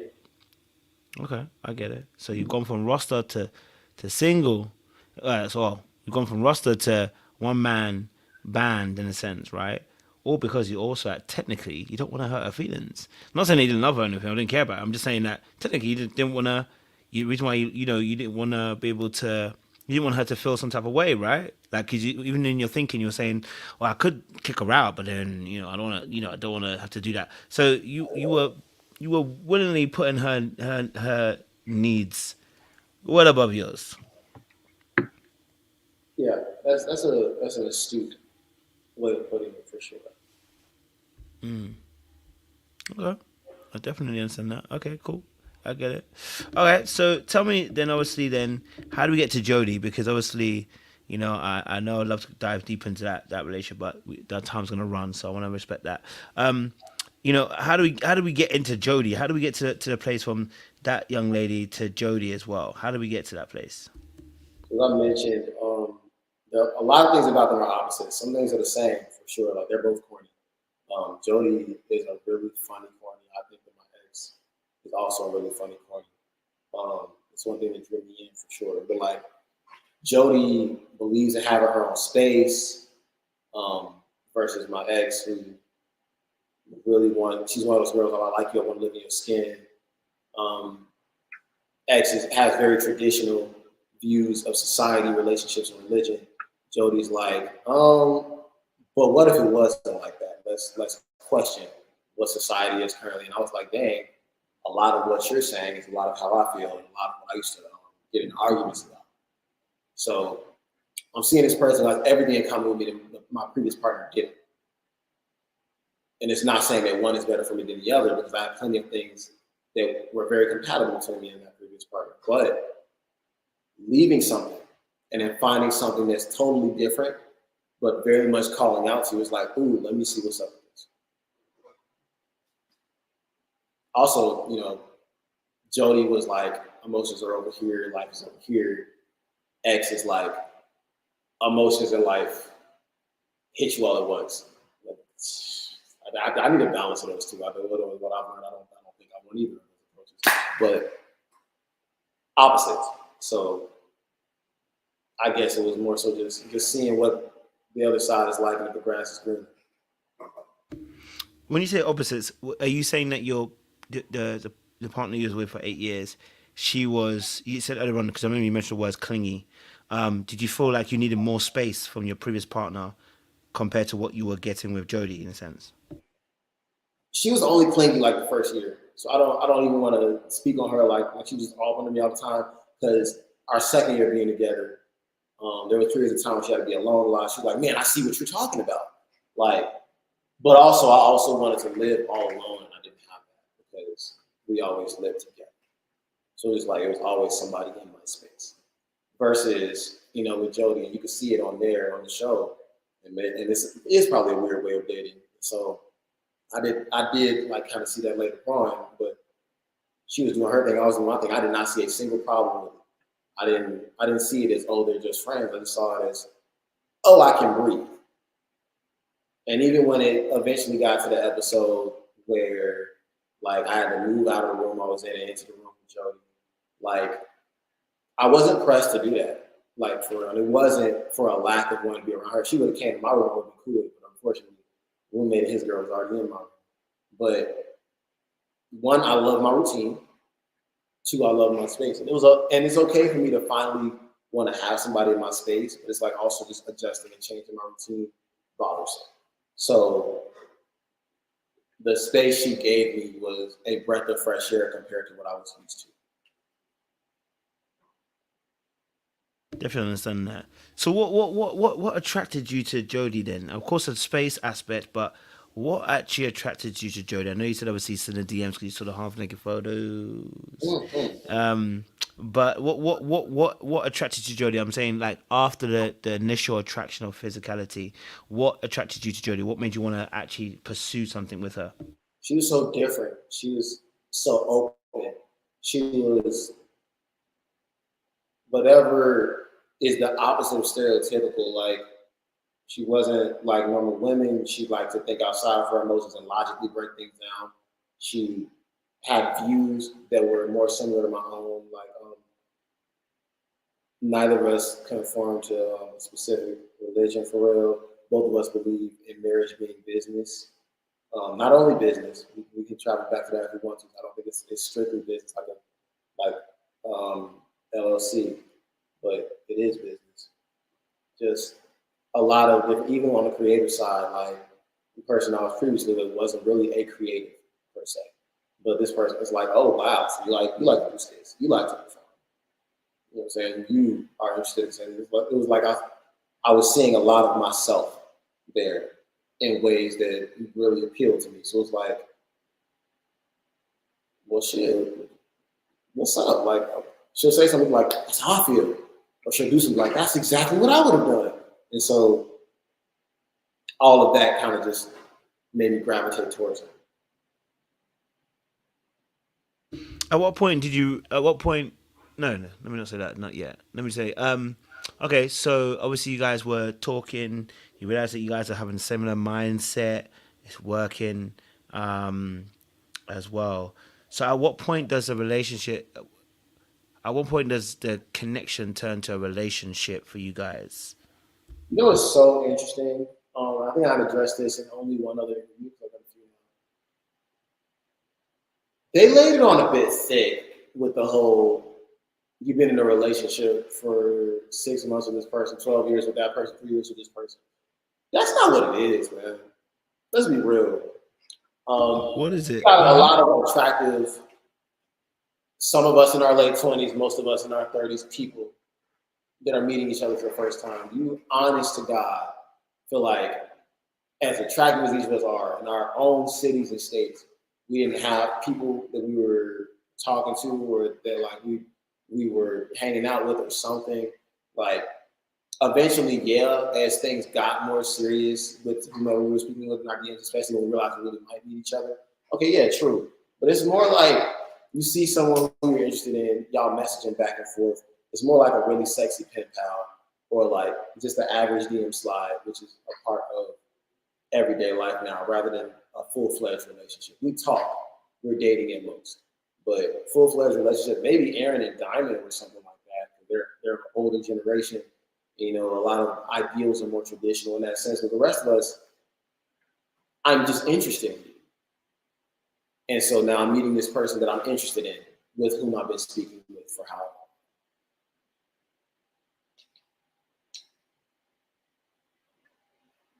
I get it. Okay. No, I hear it. I get it. Understand that perspective. Okay, so obviously, what made you guys go on the show first and foremost? What was the motivation to go onto the show? Motivation on the show. I think it just felt like things were aligning. So we weren't recording yet, but I definitely remember mentioning to you that I feel like things happen the way they're supposed to. So I was actually supposed to meet her prior to the show, but I ended up losing my ID, which is kind of ironic because I just saw her recently in person. Right before I saw her, I lost my ID and I was on my way to catch a flight. So, you know, it just seems like that is a commonality in our story. But wasn't able to catch a flight because I lost my ID. And I didn't have another opportunity where our schedules aligned because both of us were doing a lot of business and doing a lot just in general for real, to where I could come out to see her again. And that was probably the year I visited Chicago the least, even though that's where I'm from. I go there a lot. And next thing I know, this opportunity comes up. It's like, well, both of us are trying to expand our brand anyway. Also, I do want to see it in person. I do want to reach. I do want to actually see like where this could go. And it kind of felt like just two birds with one stone. Boom, TV, but also boom, we get to see what it's like in person between us. Okay, I hear that. So obviously now you're on the show, you get to meet. We see this very first interaction where you go, you're walking up, and she feels like you're trying too hard. Then you obviously the wine bottle. You got to pass it to her. She got to open it.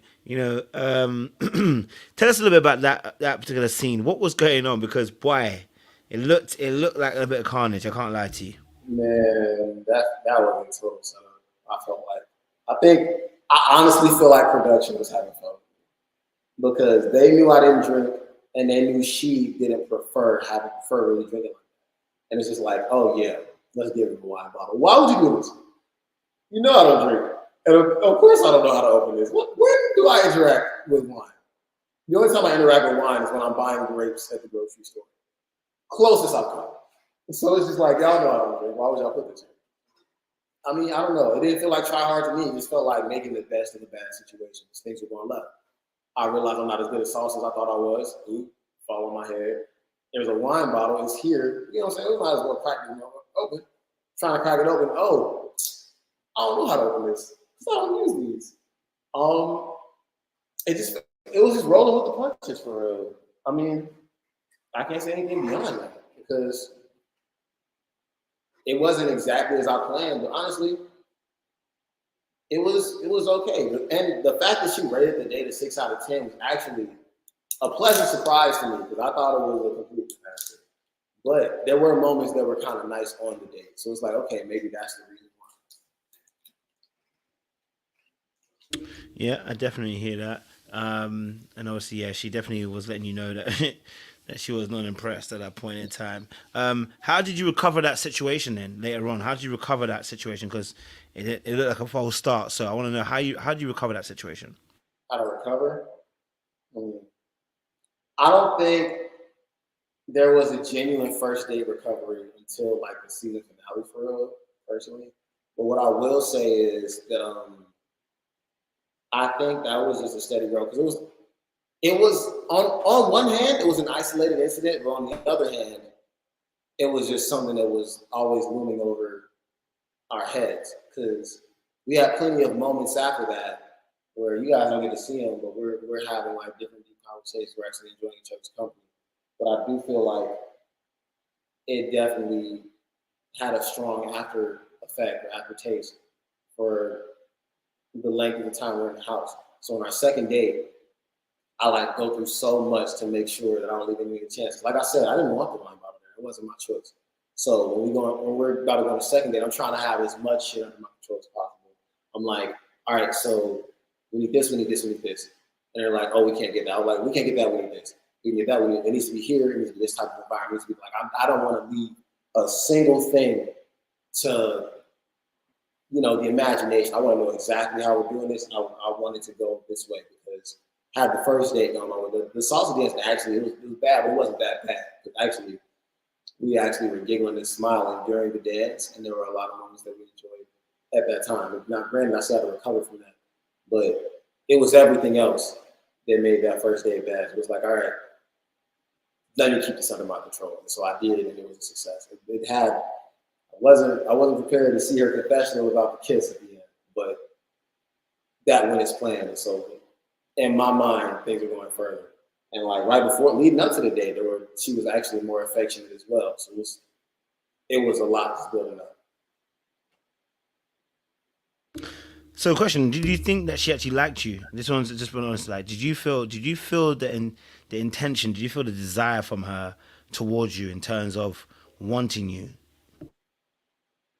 It felt so back and forth. There were moments where she would say or do something. It's like, what's up? The other moments where it's like, girl, what's your problem? And it wasn't. I think I said this on the show. It was just hard to figure it out.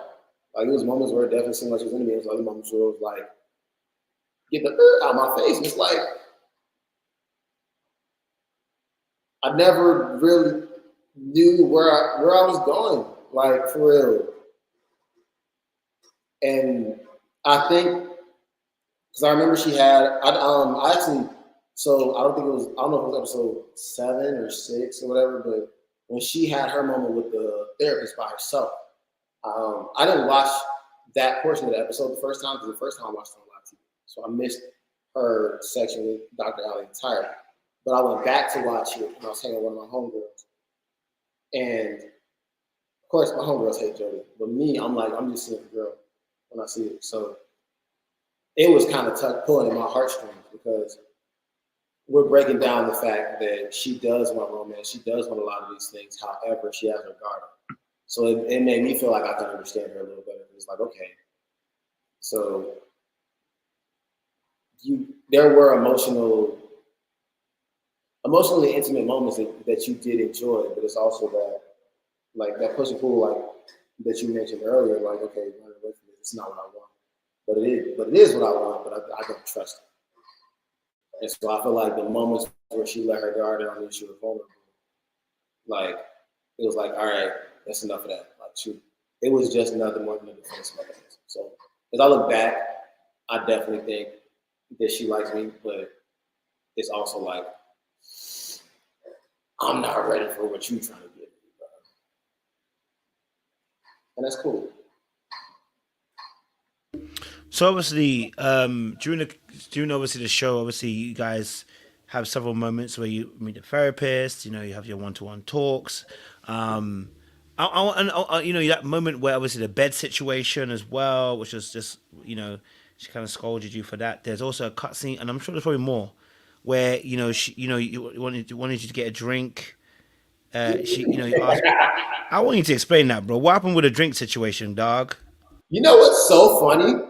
One of my biggest worries. I wasn't worried about anything when we finished the show, but like 2 years passed, and they're like, "All right, we're releasing it," and I'm starting to become concerned because I was worried that I was a little bit too nice.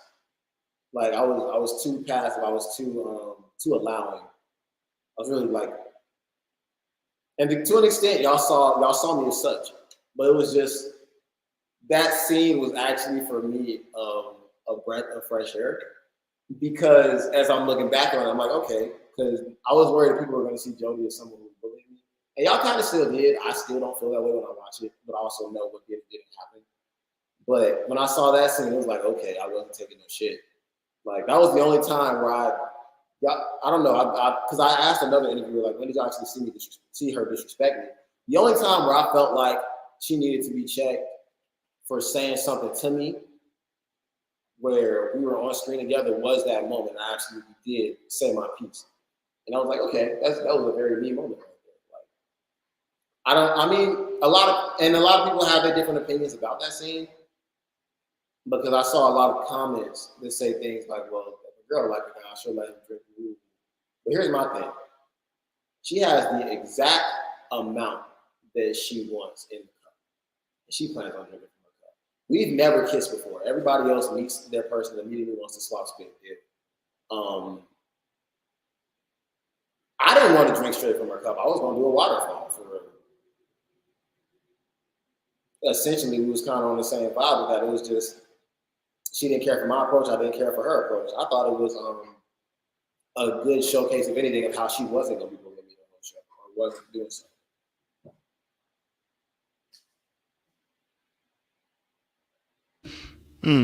I hear you. I guess obviously from a perspective of a watcher, when someone's obviously, I get it, she has the right amount of drink in her cup, but you guys, she asked if you wanted some at first, and then it gets pulled back, and then it's like, get your own in a sense. Yeah, if I'm honest, bro, that's not the most kindest of gestures or appreciative behaviors from someone that you're trying to get to know. You know what I mean? You know, you know how they say that women do certain things to test you to see what your reaction is going to be? Yeah, some women do it when they're toxic. Yeah, she's one that's toxic. I guess I've never met a woman that isn't because, but to that extent, what I think was happening when I look back on it also was I don't drink, right? So I think it was the moment to allow me to kind of assert that lifestyle, that belief that I'm not a drinker.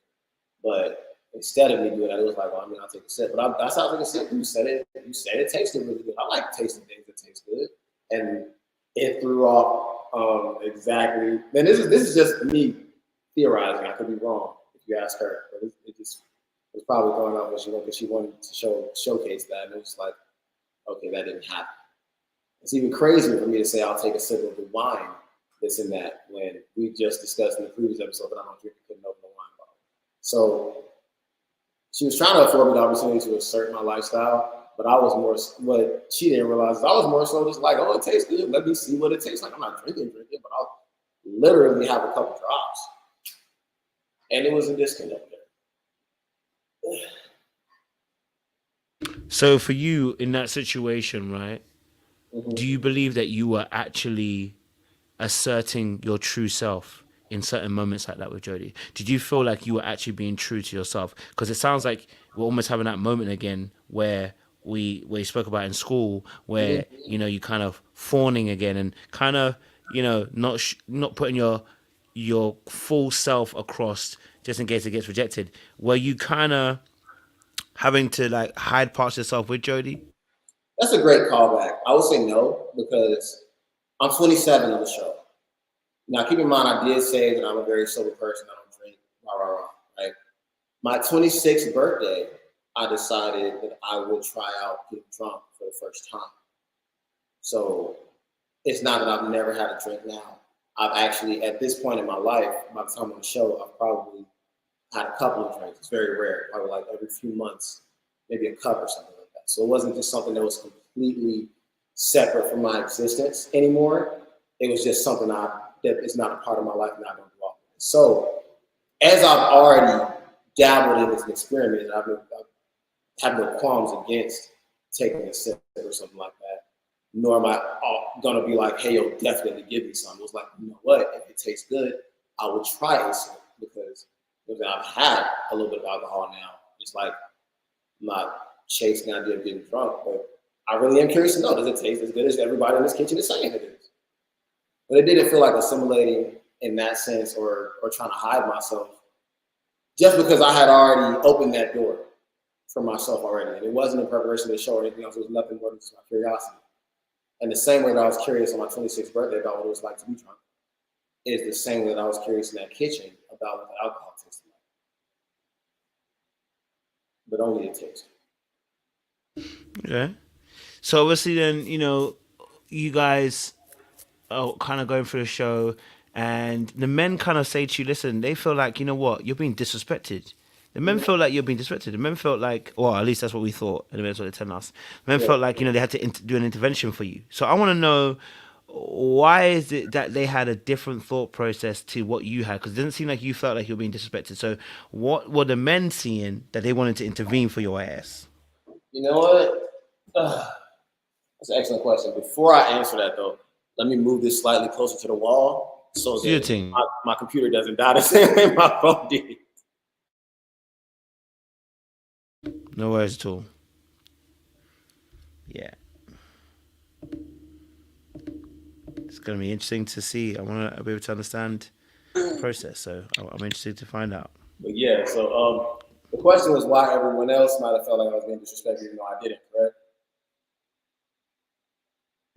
The same way that I feel like I'm not the stereotypical archetype of a male for an American black man is the same way I felt like the way that our dynamics were built wasn't stereotypical either. Because from jump, everybody's like, y'all look weird. So no one understands the dynamic anyway. But also, she is very abrasive. She does, you know what I'm saying, come off as an aggressive person when she speaks. And that's really her. It's not like, that's not the only side to her. However, what I will say is there were moments where she seemed like she was nicer to other people than me, but I can't fault her for those because one, the other shit around the house irritated her. But let's get off of defending her for a second because I know a lot of people feel like I do that all the time. Let's just talk about how I see reality. I feel like when expectations are placed upon an individual, there's a certain pressure created and a certain reaction from the person who's expecting when those expectations aren't met. And I find that to be true in many senses, but especially relationships. For example, you could be dealing with someone, and I'll just use it from a male's perspective because I am a male. Like I'll be dealing with a girl, right? And there are certain allowances she'll give me, even though we might be, having coitus on a consistent basis. We might see each other a great deal. We might like each other a lot. There are certain allowances I'm allowed because we don't have an official title. I'm not your boyfriend. If we were doing all the same things, but then suddenly I have the title of boyfriend, there are certain expectations that come with it now, certain things I can't do, certain boundaries you're expected to follow, certain guidelines and communications that I need to do, I need to have. And should I not meet those, now suddenly the same person who did not have an attitude for his actions previously, you do now. Titles and expectations, I feel like also create a certain pressure and reaction. And I could see that there were certain moments of expectations, like with the first date, or like with the opportunity with the wine in the house, or just other moments in general. It was like when we came there, I didn't think she expected anything of me, mostly because what I perceived of her, you know what I'm saying, she emotions are over here, logic is over there, and she didn't seem to be someone who expected things of other people because she didn't like disappointment. So that's the Jody that I know coming here. However, the Jody here had apparently really high hopes for me. And there were moments where I definitely met or exceeded expectations, and there were moments where I absolutely did not come close to the expectations. And in those moments where it didn't come close, I felt like there was a certain reaction where it's like, bro, what you doing? Or, there was other things going on in the house as well that were bothering her. And it's like, how they say that people closest to you catch the brunt of it. I also feel like it was a piece of that as well. That's not me saying that any moment where y'all disapproved of a reaction of hers, that y'all were in the wrong or that she was in the wrong. It's just me saying that, like, I do understand that certain frictions can come when expectations are a part of an interpersonal relationship. It's not water. You over here just guzzling away and getting hydrated. So I don't know if I missed it. So what was the? So I don't know if I missed it. So what? So okay. So the men are seeing you seeing it differently to how you're seeing it. Yeah. So I just a short answer. How come you're not seeing it the way they're seeing it? They also don't see Jody the way I see her, and they don't experience my relationship the way I do, or whatever it was. If you wouldn't call it a relationship.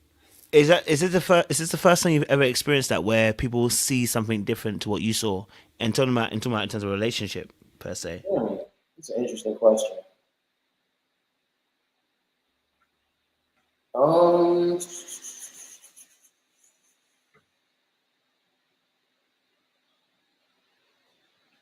Yes. I had to really think about it for a second because I did have an experience before where I was dealing with a woman and someone said something, and even though like I would speak against them to seem like I don't even matter front publicly, it also be something I would address for her in private. But that's not the same. That's something I could see. But this is probably the first time that I can think of in my life where I see one thing and y'all see something else. Do you feel like in this relationship with, or at least interaction with Jody, that your needs were actually met? Did you actually know what your needs were for Jody to actually meet the needs that you had in that interactions that you have? Some yes and some no. There were certain needs I had that were definitely met. I needed space. I needed someone who I felt like understood me ethically and creatively. But if I'm being honest, I did feel like there was a gap, but there were just certain missed moments where, like, I love words of affirmation, right?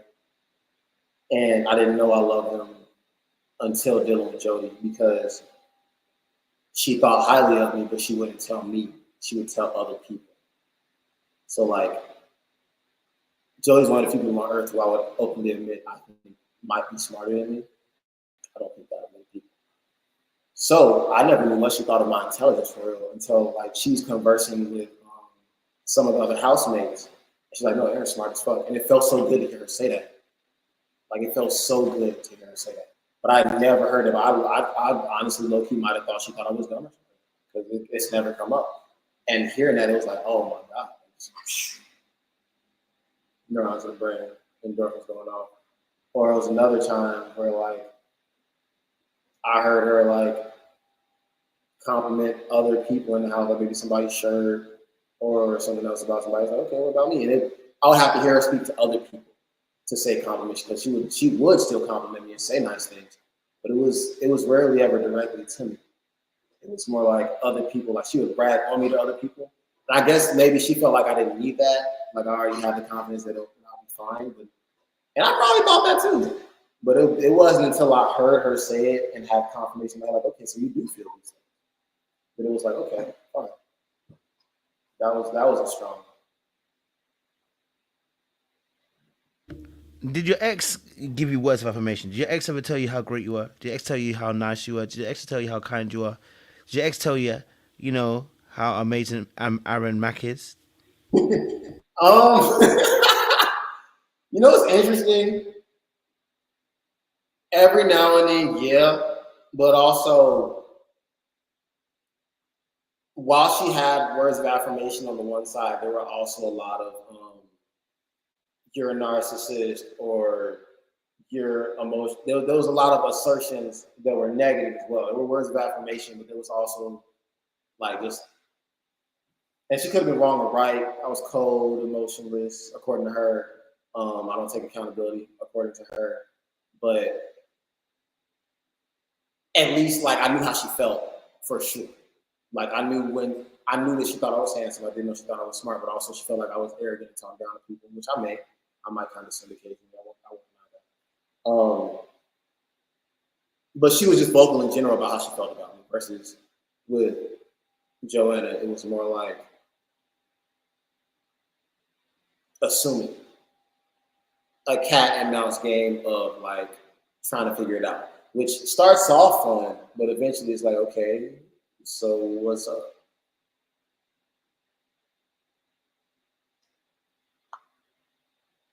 So you rarely really heard. So in a sense, you kind of rarely heard any positive affirmations from her either. In a sense, Yeah, I guess so. Which is interesting, because I get them from people who aren't my romantic partners all the time, all the time. But definitely with my ex, there was, like, a lot of, like, no, and that doesn't mean make her a bad person or anything like that either. That's just her expressing what she's feeling and what she's experiencing, which, I have no right or credibility to take her perception with me at all. But on the one hand, it was like negative assertions from my ex, a few positive ones too, definitely, for sure. And then it was like just none at all from Jody, negative or positive, and leaving me to come to my own.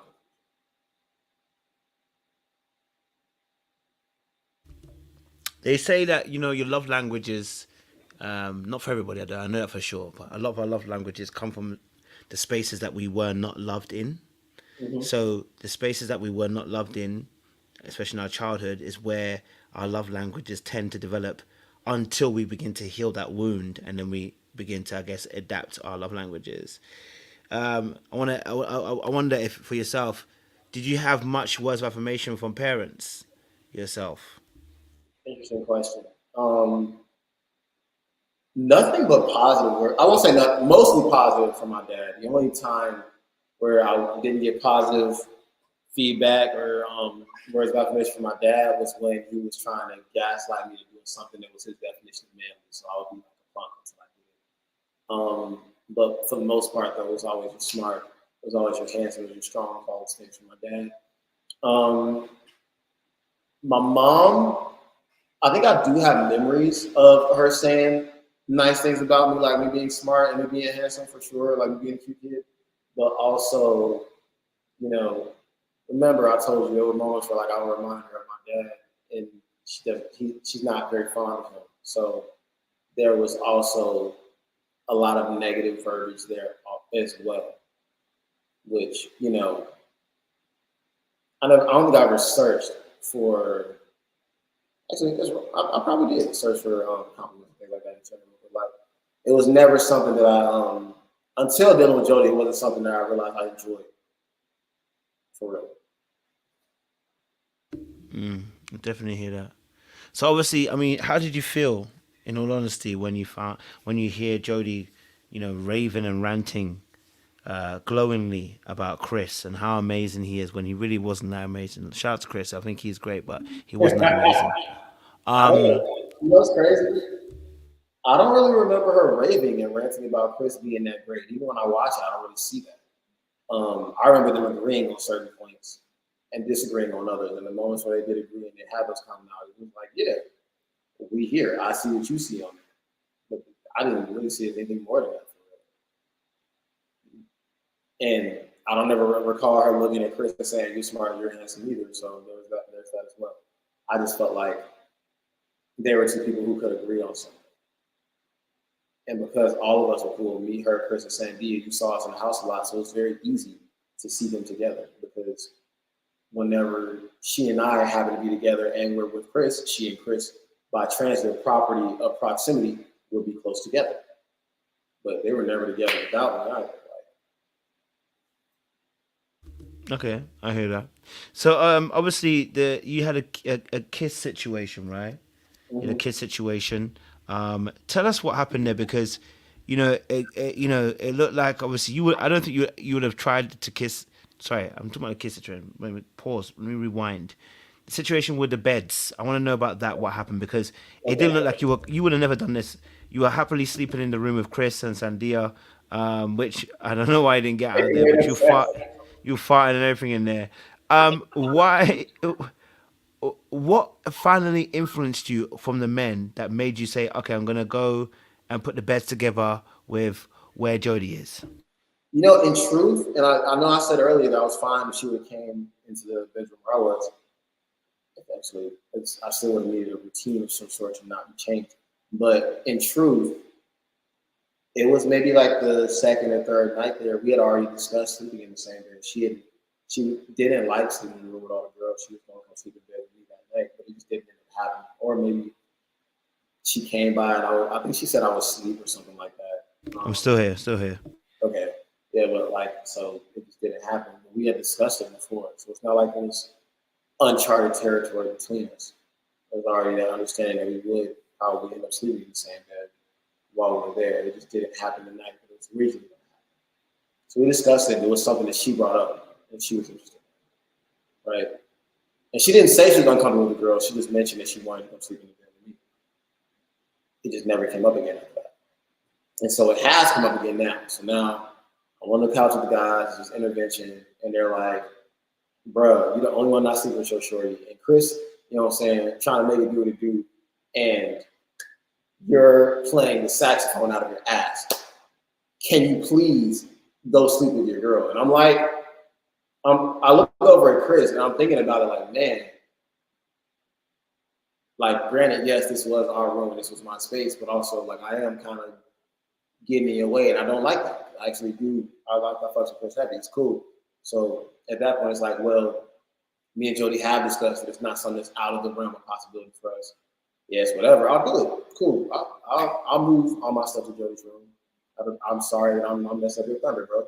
So after that happens, I move my things, my personal belongings from what was me and Chris's room into what was the girls' room, which will then become me and Jody's room. It's interesting. We get the biggest room. We live like that. But after my stuff's moved in there, and I take the bed that I think was Millie's bed, things. I also push the beds together. This is before the time at night when you see me and I think Greg maybe push them together and get that situated. And then all the guys are pretty much like, yeah, ooh, macho talk, whatever. And I think shit over, and I'm like, I haven't spoken to her at all. Yes, we had that conversation in the past, but this isn't a conversation we've had recently. I feel like this is a decision she needs to be a part of. Because a lot of guys want to kind of down the fact, and this isn't just a show, a lot of guys want to down the fact that when you like take a woman into consideration, say you're trying to have her control you and shit like that. Well, no, it's called respect, bro. The same way I don't want nobody impeding on my space, I know she don't want nobody impeding on hers. Like, so I pull the beds back apart. I keep my things in the room because I am going to stop stealing Chris's thunder with him trying to, whatever's going on in the city. But I just feel like before the beds are together, we need to have a talk. And so when I pull it back apart, you can see what Josh is like. You know what I'm saying? What do you think God's gonna say when you see the beds apart? I don't care. Promise you I don't. However, the guys do know I put the bed apart. So we're downstairs now, and all the guys are pretty much trying to shame me and saying that it was a weak move to pull them back apart. And I just feel like y'all are wrong, and the weak move was putting them together based off me being pressured by y'all instead of waiting to speak to my shorty. That's just how I felt. So Jody can hear all this from the other room. I tried to talk to her about it beforehand, but I didn't have a chance to yet. But now she can hear. Everybody's in our business. It's like, so not only did you do this without talking to me, but the whole house knows what's going on. That's uncomfortable, bro. So we end up having some friction about that. I don't even know if this showed that on camera. We ended up having friction about that. And then my stuff's still in the room, so guys have guys night out, girls have girls night out. We come back to the house, and we each go to bed. I can't sleep. I don't know if she's asleep or not, but I know she's a light sleeper, so it don't matter if she's asleep. If I talk, you're gonna be up. So you can hear me fart, which you know there's mics in the room. You did not hear where Jody and I, where it's all black and white and we used to bed together. We have a conversation actually. More like me talking to her, being like, all right, fine, I get it. Where I'm like, hey, yo, I really like you, and I'm trying to see where this goes. So it literally just makes sense to push these motherfuckers together. And she's like, okay. Like I just, you know what I'm saying, let her know how I felt, and she was accepting of it, and I pushed the best together. So even though you guys don't hear that, that's what really happened.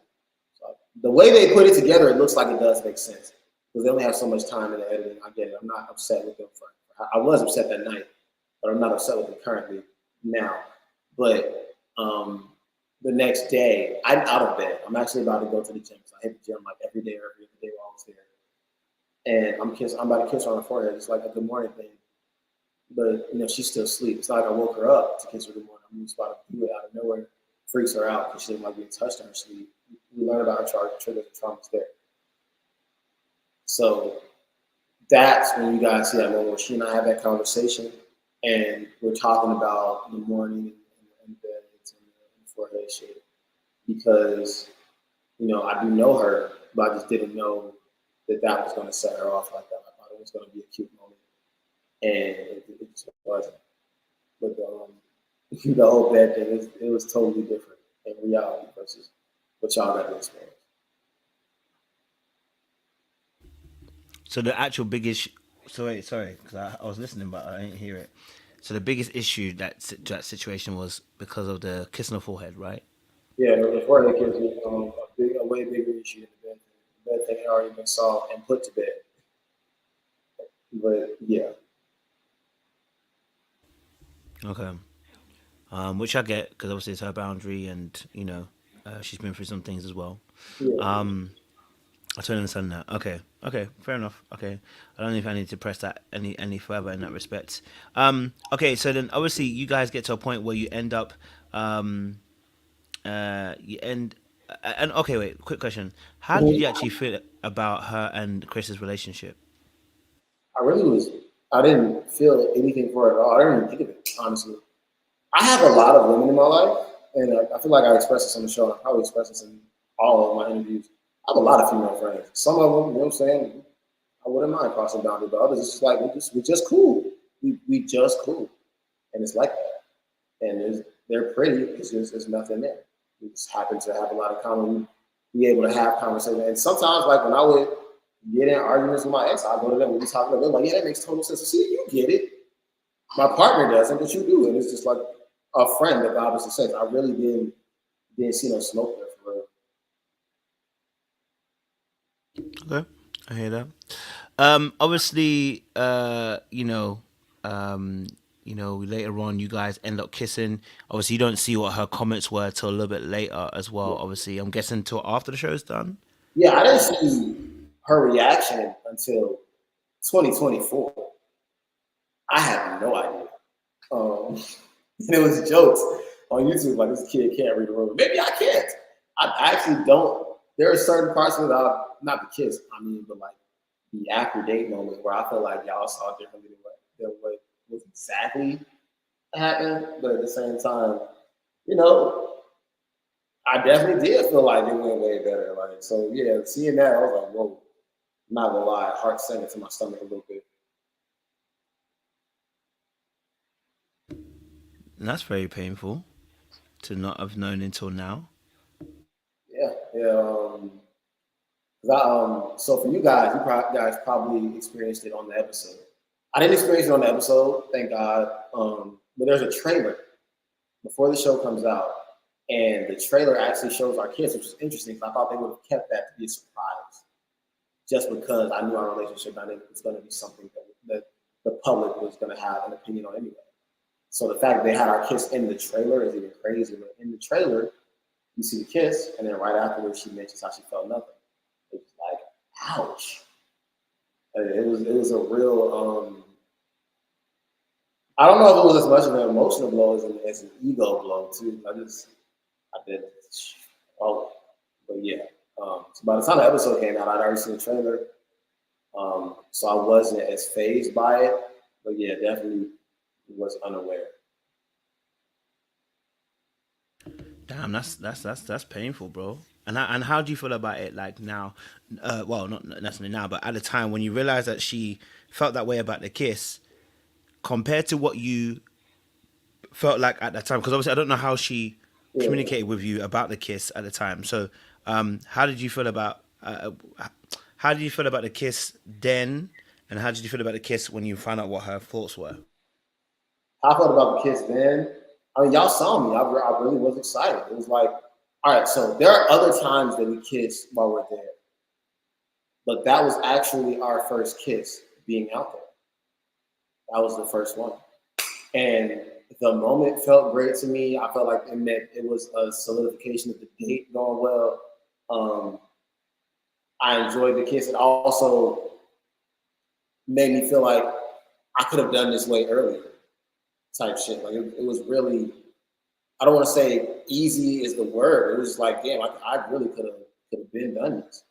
Like it was more, and it was a bunch of moments that led up to the date. It was like the balls in your court, like she was waiting on me to do something because she wanted me to take the lead. So for me, it was like a monumental moment. It was like, okay, all I got to do is take the lead, and shit have fallen in place. Which before I was going with the flow, like it was like, okay, you like this, that's cool with me. But it just felt good to one, it was a nice kiss, but two, it just felt nice to get a steering wheel. It just felt like things were going the right way. So to have that mindset then versus watching it now, it's like, oh wow, I was wrong. Or maybe I wasn't entirely wrong. Again, what I experienced in real time is different from what we see on TV. So at the very least, if I wasn't wrong, it was like, well, wow, that wasn't what I thought it was. But I do think on some level there was still a greater power in finding the rhythm to take the lead versus going with the flow. But as far as how I feel now, because when I saw the trailer, of course, like I said, heart and stomach. But when I watched the episode, it's just like, I mean, she feels how she feels. Because there's going to be a lot of experiences in a lot of people's adult lives where you thought the kiss went well, where you thought the date went well, where you thought the coitus went well, and it didn't.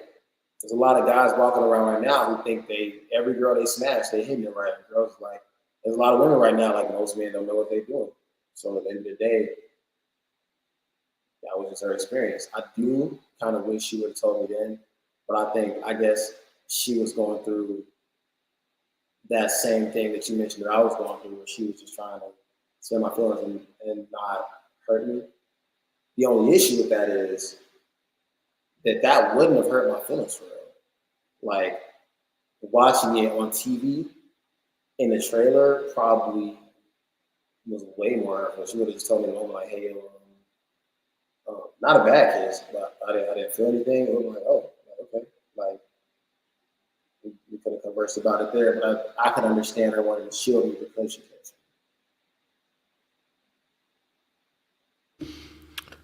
So obviously she didn't let you know. You were excited at the time, so you were actually unawares of her actual true intentions and feelings, right? Um, okay, so then obviously then you guys get to the therapist, which I think was amazing. Shout out to the therapist because I can't lie to you, therapist was out here doing the Lord's work. Let Okay. me tell you before you move on, and I said this in one other email, interview, but I need to say it one more time. Dr. Allie, wherever she is really, really great at her job. I can tell she's great. Not only is she great at observing and breaking things down and speaking it back to you, and you've also been really, really adept at this, but she scared me. She was so good. It was like, did you like look at a file or biopic of my life and then come back in time and talk to me? Like, what's going on? It was scary. Like, lady, is my birth certificate and my social security card in your purse? How are you able to gather this about me? Like, there were certain things she was wrong about, or certain things where she might have misjudged. For the most part, she was spot on, and it freaked me out. Yeah, I mean, she's got a gift. I can't lie to you. And that's the difference between someone who's gifted and somebody who's studied. Do you get what I'm saying to you? Yeah. She's gifted, so she's able to see it for what it actually is. With obviously that as well, like you guys had some conversations, and highlighted about your actual needs and your wants. At that point when she starts highlighting your needs and your wants, are you realizing now that maybe this relationship, or maybe thinking about a relationship with Jody, is not really the road to be going down? Yeah. Yeah. Actually, it was probably that moment that, or if not that, I would say that moment as well as when we went back in the house after the date and the energy was off. Those two moments had me kind of like, you know, if she doesn't end this by the time we leave this house, I'll go. So I think after we speak to Dr. Ali, both of us are trying to find the words to to break things off. But at the same time, while I do realize that maybe romantically things aren't going to work out, I already have certain things in place that I want to do, that I want to accomplish between us first. But yeah, it was definitely eye opening.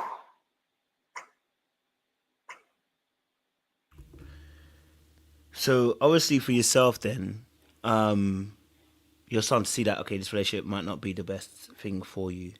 Looking back now, Mm-hmm. after Dr. Ali's conversation, I'm sure she highlighted some things.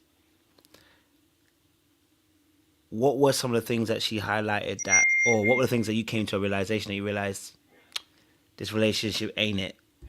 What, like, things that you missed? I don't know if it was things. I guess it could be things I missed per se. But I think it was less things I missed and things I just wasn't thinking about. Because when she mentioned that there's like, I can't remember every single thing we talked about anymore, actually, to be real. I just remember the feeling of speaking to her. We spoke to her way longer than the show. But when she mentions that you guys are not a couple, but two individual people, it's like, man, like, granted, yes, I do like my space. Like, I like having my own environment, but damn, you're right. We are two individual people. Yeah, we come together sometimes, but maybe this isn't the way that two individuals who are becoming a couple would should act. It's one thing to be unorthodox, right? Which is how I pursued it before. It's another thing to the method in which our relationship is growing in this house isn't what either of us thought it was going to be. And is if we were to pursue something romantically, this is not the way that we would do it. And so I know that was a big one. it's hard to remember. It's like a dream where it's just on the cusp of being able to be remembered, and it can't come all the way. But that for sure. You know what's really interesting is that I've seen this before, right? Two separate people that are in a relationship. And the reality reason why that two people are very separate in a relationship is actually because they're actually not emotionally connecting. So they're actually connected to an image that doesn't actually exist, right? So it's Mm-hmm. almost like if I'm showing you my real self, right, and I'm connecting with you emotionally, I'm gonna create a safe space for you. I'm gonna be listening to you. I'm gonna remember the smaller details. I speak kindly to you. You know what I'm saying? I think highly of you, but I'm also gonna say it, right? I'm gonna spend time with you, right? And also, what one of the biggest things is, I'm gonna be vulnerable with you. So I'm going to share things with you, and I'm also going to expect that you share things with me, and then I'm going to be able to really connect with you on a deeper emotional level. When you get into a relationship where there's two separate people actually happening, what's actually happening is that people are afraid of their vulnerability, right? So she's an avoidant. She avoids the emotions, avoids a difficult conversation. We saw how she broke down with Dr. Ali as well when we finally was actually kind of breaking out some of the things, right? And so in that space, right, she is not getting closer to you, right? At the same time, you like your space. I question whether you like your space. And I'm not saying you don't like your space. I question it in the sense of when we look at your history, you don't like your space.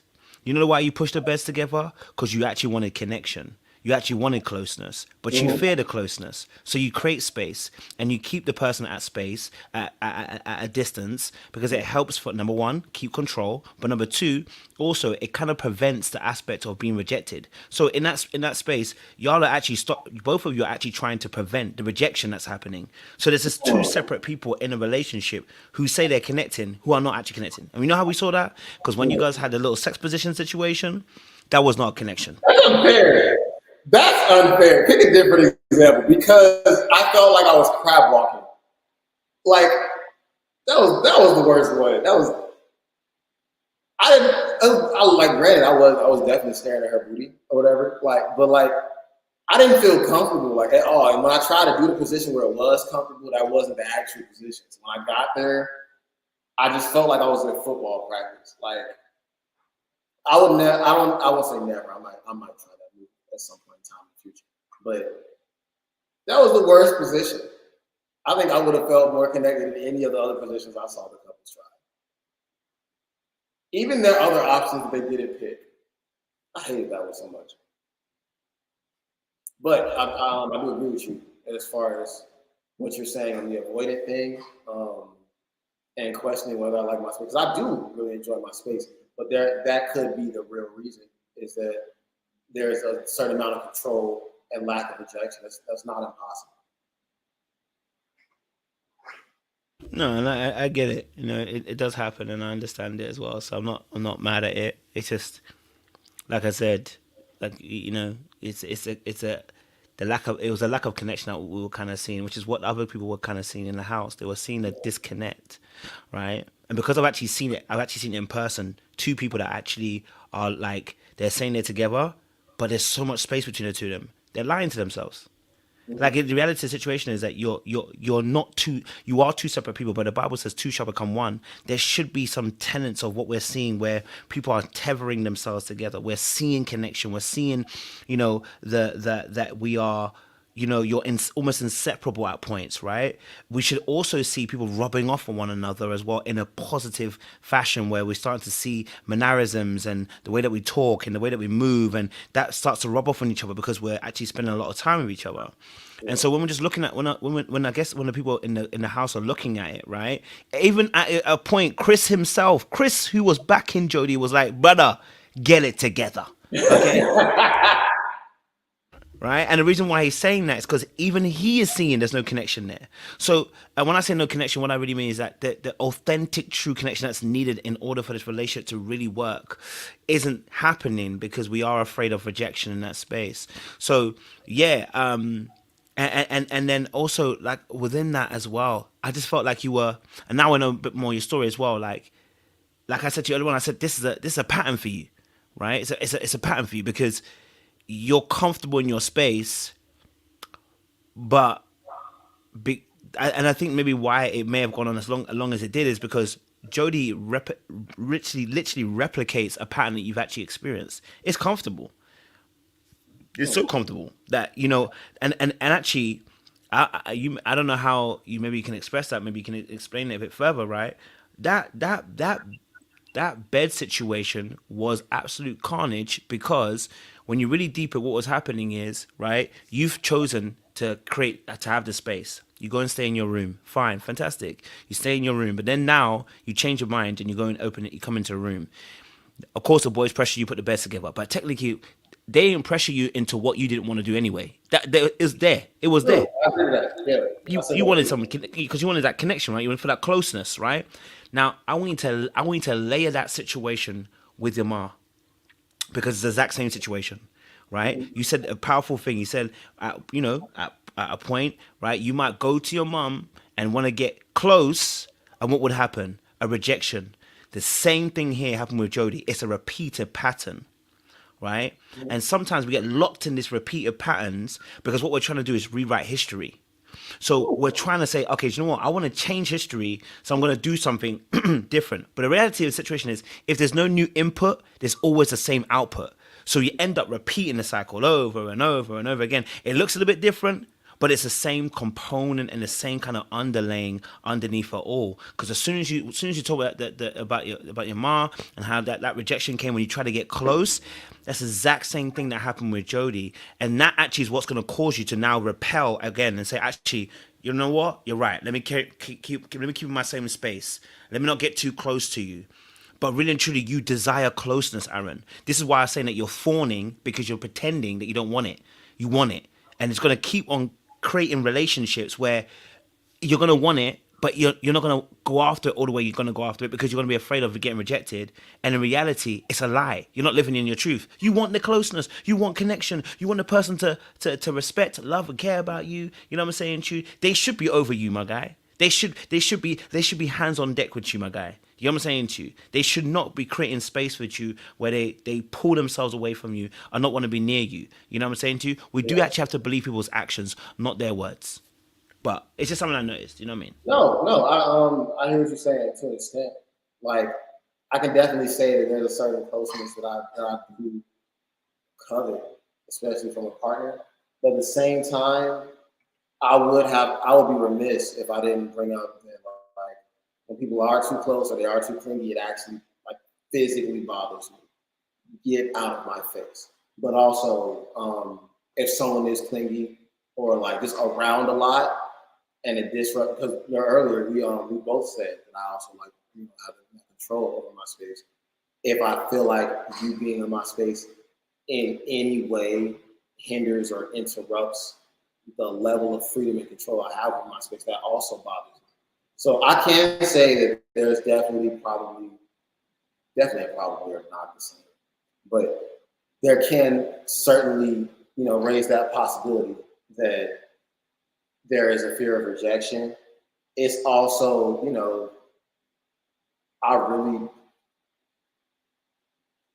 I guess inexperience from what I've seen from me. Like, when it comes to me having my space, a person enters my space and I almost immediately want to know. Whether it be them being around too much and it's like, yo, you're in my way, or them being around too much and it's like, ew. But I do like my space in a sense. And while I did move the beds together with Jody, like the whole thing with like moving them together, because we had already spoken about it, right? But it was also, while I wasn't pressed to do it because I was in my routine, when I officially moved together, when we had a conversation about it, it was different. Just because, and granted, it does have some similarities to my mom, true. The whole interaction in general, because there is that, like, trying to be a mother. My mom pushed me away. The thing with Jody is more like, hey, yo, we doing this or not? And after she said we're doing this, like, all right, we're close. Even then, like, while we were in, we actually ended up really enjoying having that stuff, by the way. But while I was enjoying that closeness, even while we were close there, had she become a certain level of over-attached or too in my space, or like disrupting what I felt like was an environment I could control, that probably would have also made me repel. But those are things I really do take into consideration when I look at my own patterns. Yes, we call that you're oscillating between anxious and avoidant in your feelings, right? So what you're saying is, if she had got closer, you'd have felt some type of way, and I believe you. You're right.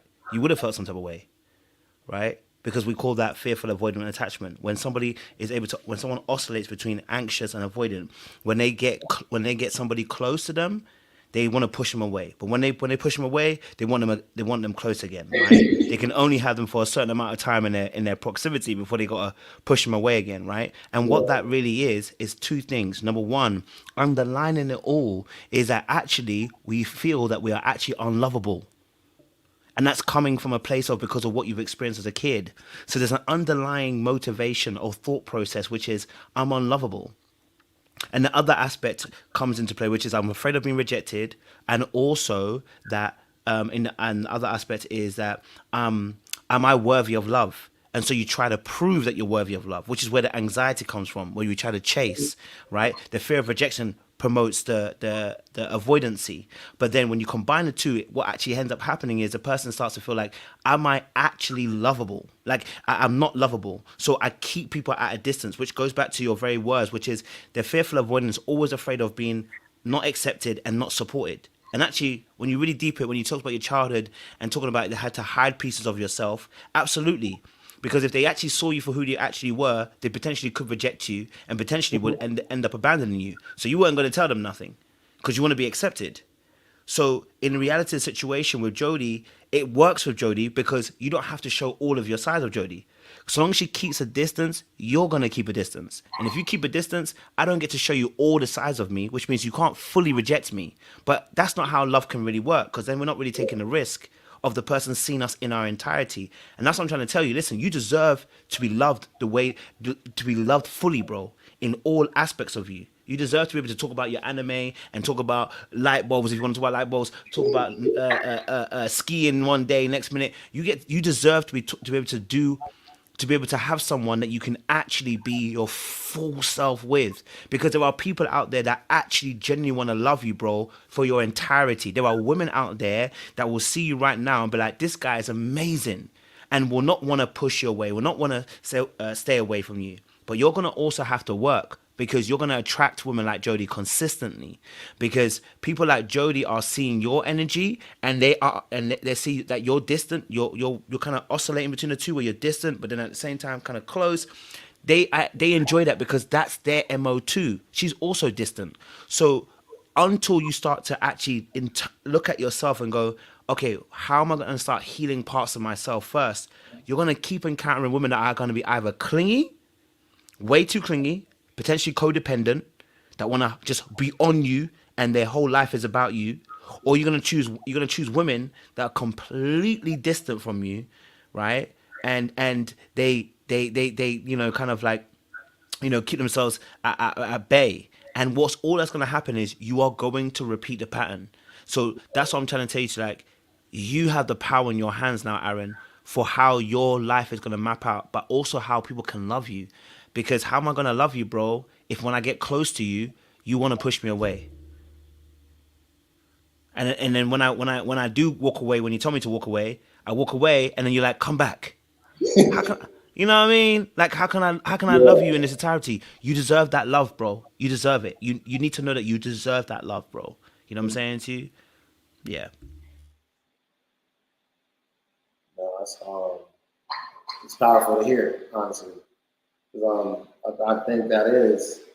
Honestly, I think I attract a lot of women. The women I choose to entertain do fall between those two categories more often than not. And if they don't fall between those two categories, there'll be something in me that will end up not resonating with them. So I can definitely see that being a pattern that needs to be worked on for sure.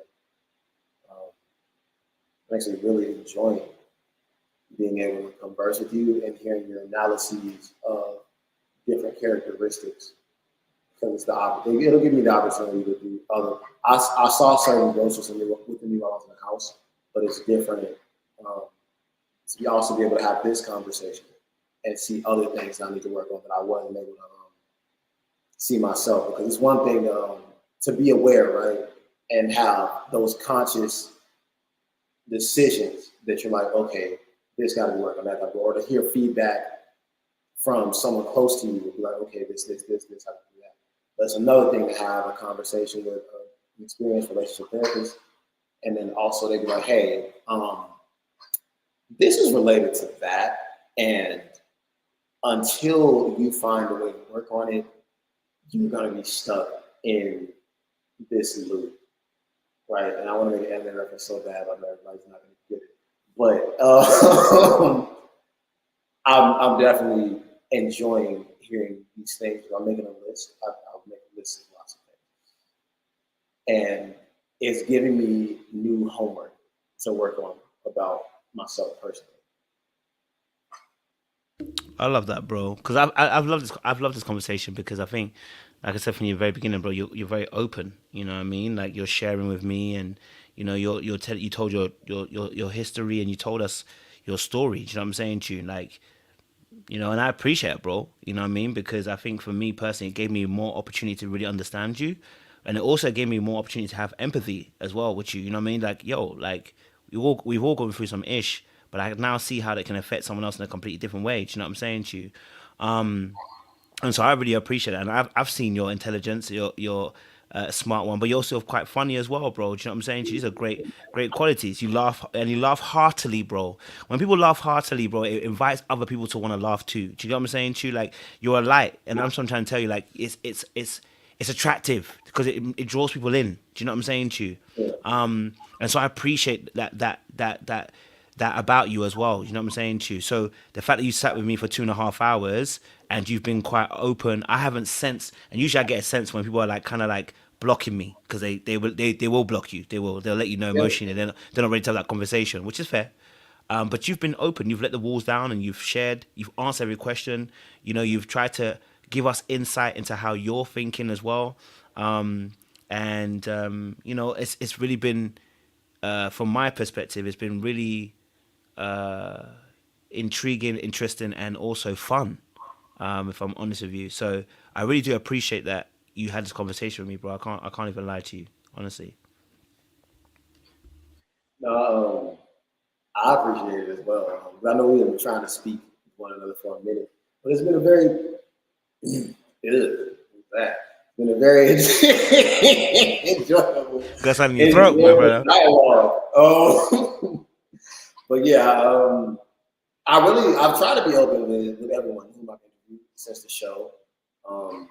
I know in one of my interviews, I guess, because they saw how linguistically lax I was, and there was a certain level of vulgarity. They were like, "This isn't airing on the show. If you watch it, they actually bleep me out loud. I cuss and I try to tone it down a bit here, but yeah, I felt like it wouldn't have been a purpose if I came and spoke with any of you, with the previous interviewers, and I wasn't being my authentic self. I really want y'all to know me, not just airing on the show, but like airing here. And also, in getting to let you guys know me, I also learned more about myself in the process. And so it's a fun experience. It's nice. It's nice to have a conversation. Yeah, it's definitely nice to have a conversation, man. Especially when it flows as well, man. You know, that's why. You know, we of course we have a few habits that are quite similar. You know, we like to eat some certain foods that people probably wouldn't eat. You know what I mean? So you know, I'm definitely gonna try out that sweetness. I'm gonna definitely try that concoction that you said I should try. So You hear me when you do, bro. I'm gonna try it. Okay, I'm gonna put some things together. That's what I'm gonna do. So, yeah. So obviously for you, coming up towards the end of the interview for you, I mean, are you and Jody still in contact now? I know it was almost 2 years ago, but are you guys still in contact? Like, what's the state of affairs right at the moment? Absolutely, absolutely. So we still speak, especially when the show came out. She called me like almost every day. Like originally it was same way, I have that push and pull pattern. I don't like people talking to me too much, which she even knows. But if it wasn't every day, it was every other. There was a day I could think of where I wasn't even calling or texting Jody once the show was out. But even before the show came out, we were in contact. I actually just saw her in person. I visited Chicago for about a week, and while I was there, she saw my story that I was in town. I didn't tell her. She saw my story that I was in town. She was like, "Yo, before you go, let's link." And I can't lie, I was excited. I did want to see her. I missed her. So I go up to meet up with her. And all I'm reminded about is like how she has this really sweet side and she's just a girl. It's like, oh my God. But yeah, so definitely still in contact with you. Love that, man. I love that. Obviously, for yourself, then, looking back, anything that you would have done differently or any learns from this process that you've had? Definitely a lot of learns. Only thing I would have done differently is pack cologne and not forget my cookie butter approach. But as far as things I've learned, um, hmm, in the experience, I learned that they didn't show this on the show either, but it's something I learned all out there. It's really easy to control a room of people, especially when nobody's emotionally moving you, and you can articulate. Terrible example of what I'm speaking about, but articulate yourself in a manner where everybody can hear you. But I learned that. I learned that it's better to go with my gut in the dating process than overthink myself out of things or go with the flow too much. Because even though it may not seem this way watching, it really did feel this way. Like whenever I just did my first instinct as opposed to waiting or overthinking when it came to Jody, things did feel like I learned that. I also learned that California is not warm year round. And the hot tub was my best friend. I'm never, ever going to Cali near the water in the winter, ever or the late fall, ever again. But I probably learned, and I also learned a bit from this conversation also, which is indirectly related to the house. I appreciate it, Cap, honestly. Well, Aaron, listen, it's been an amazing conversation. I've learned some things, and it's prompted me to go and research and study some more as well. Like I said, 'cause it's always good to understand people because we can promote more empathy. But I think the audience has got to understand you a bit better. I think they've definitely got to see a different side to you, and I believe that they're more endeared to you during this conversation as well. And I love, first of all, like I said, like Elsa said, we love the hoodie. Keep the authenticity. You know what I mean? Keep that up, man. Because like I said, like that's the parts of you that people are gonna love, and actually that's what makes you a USP, man. That's your USP. It's like when you're you, that's your USP because no one else can do what you do. You know what I mean? So I appreciate you coming on there and being you, fam.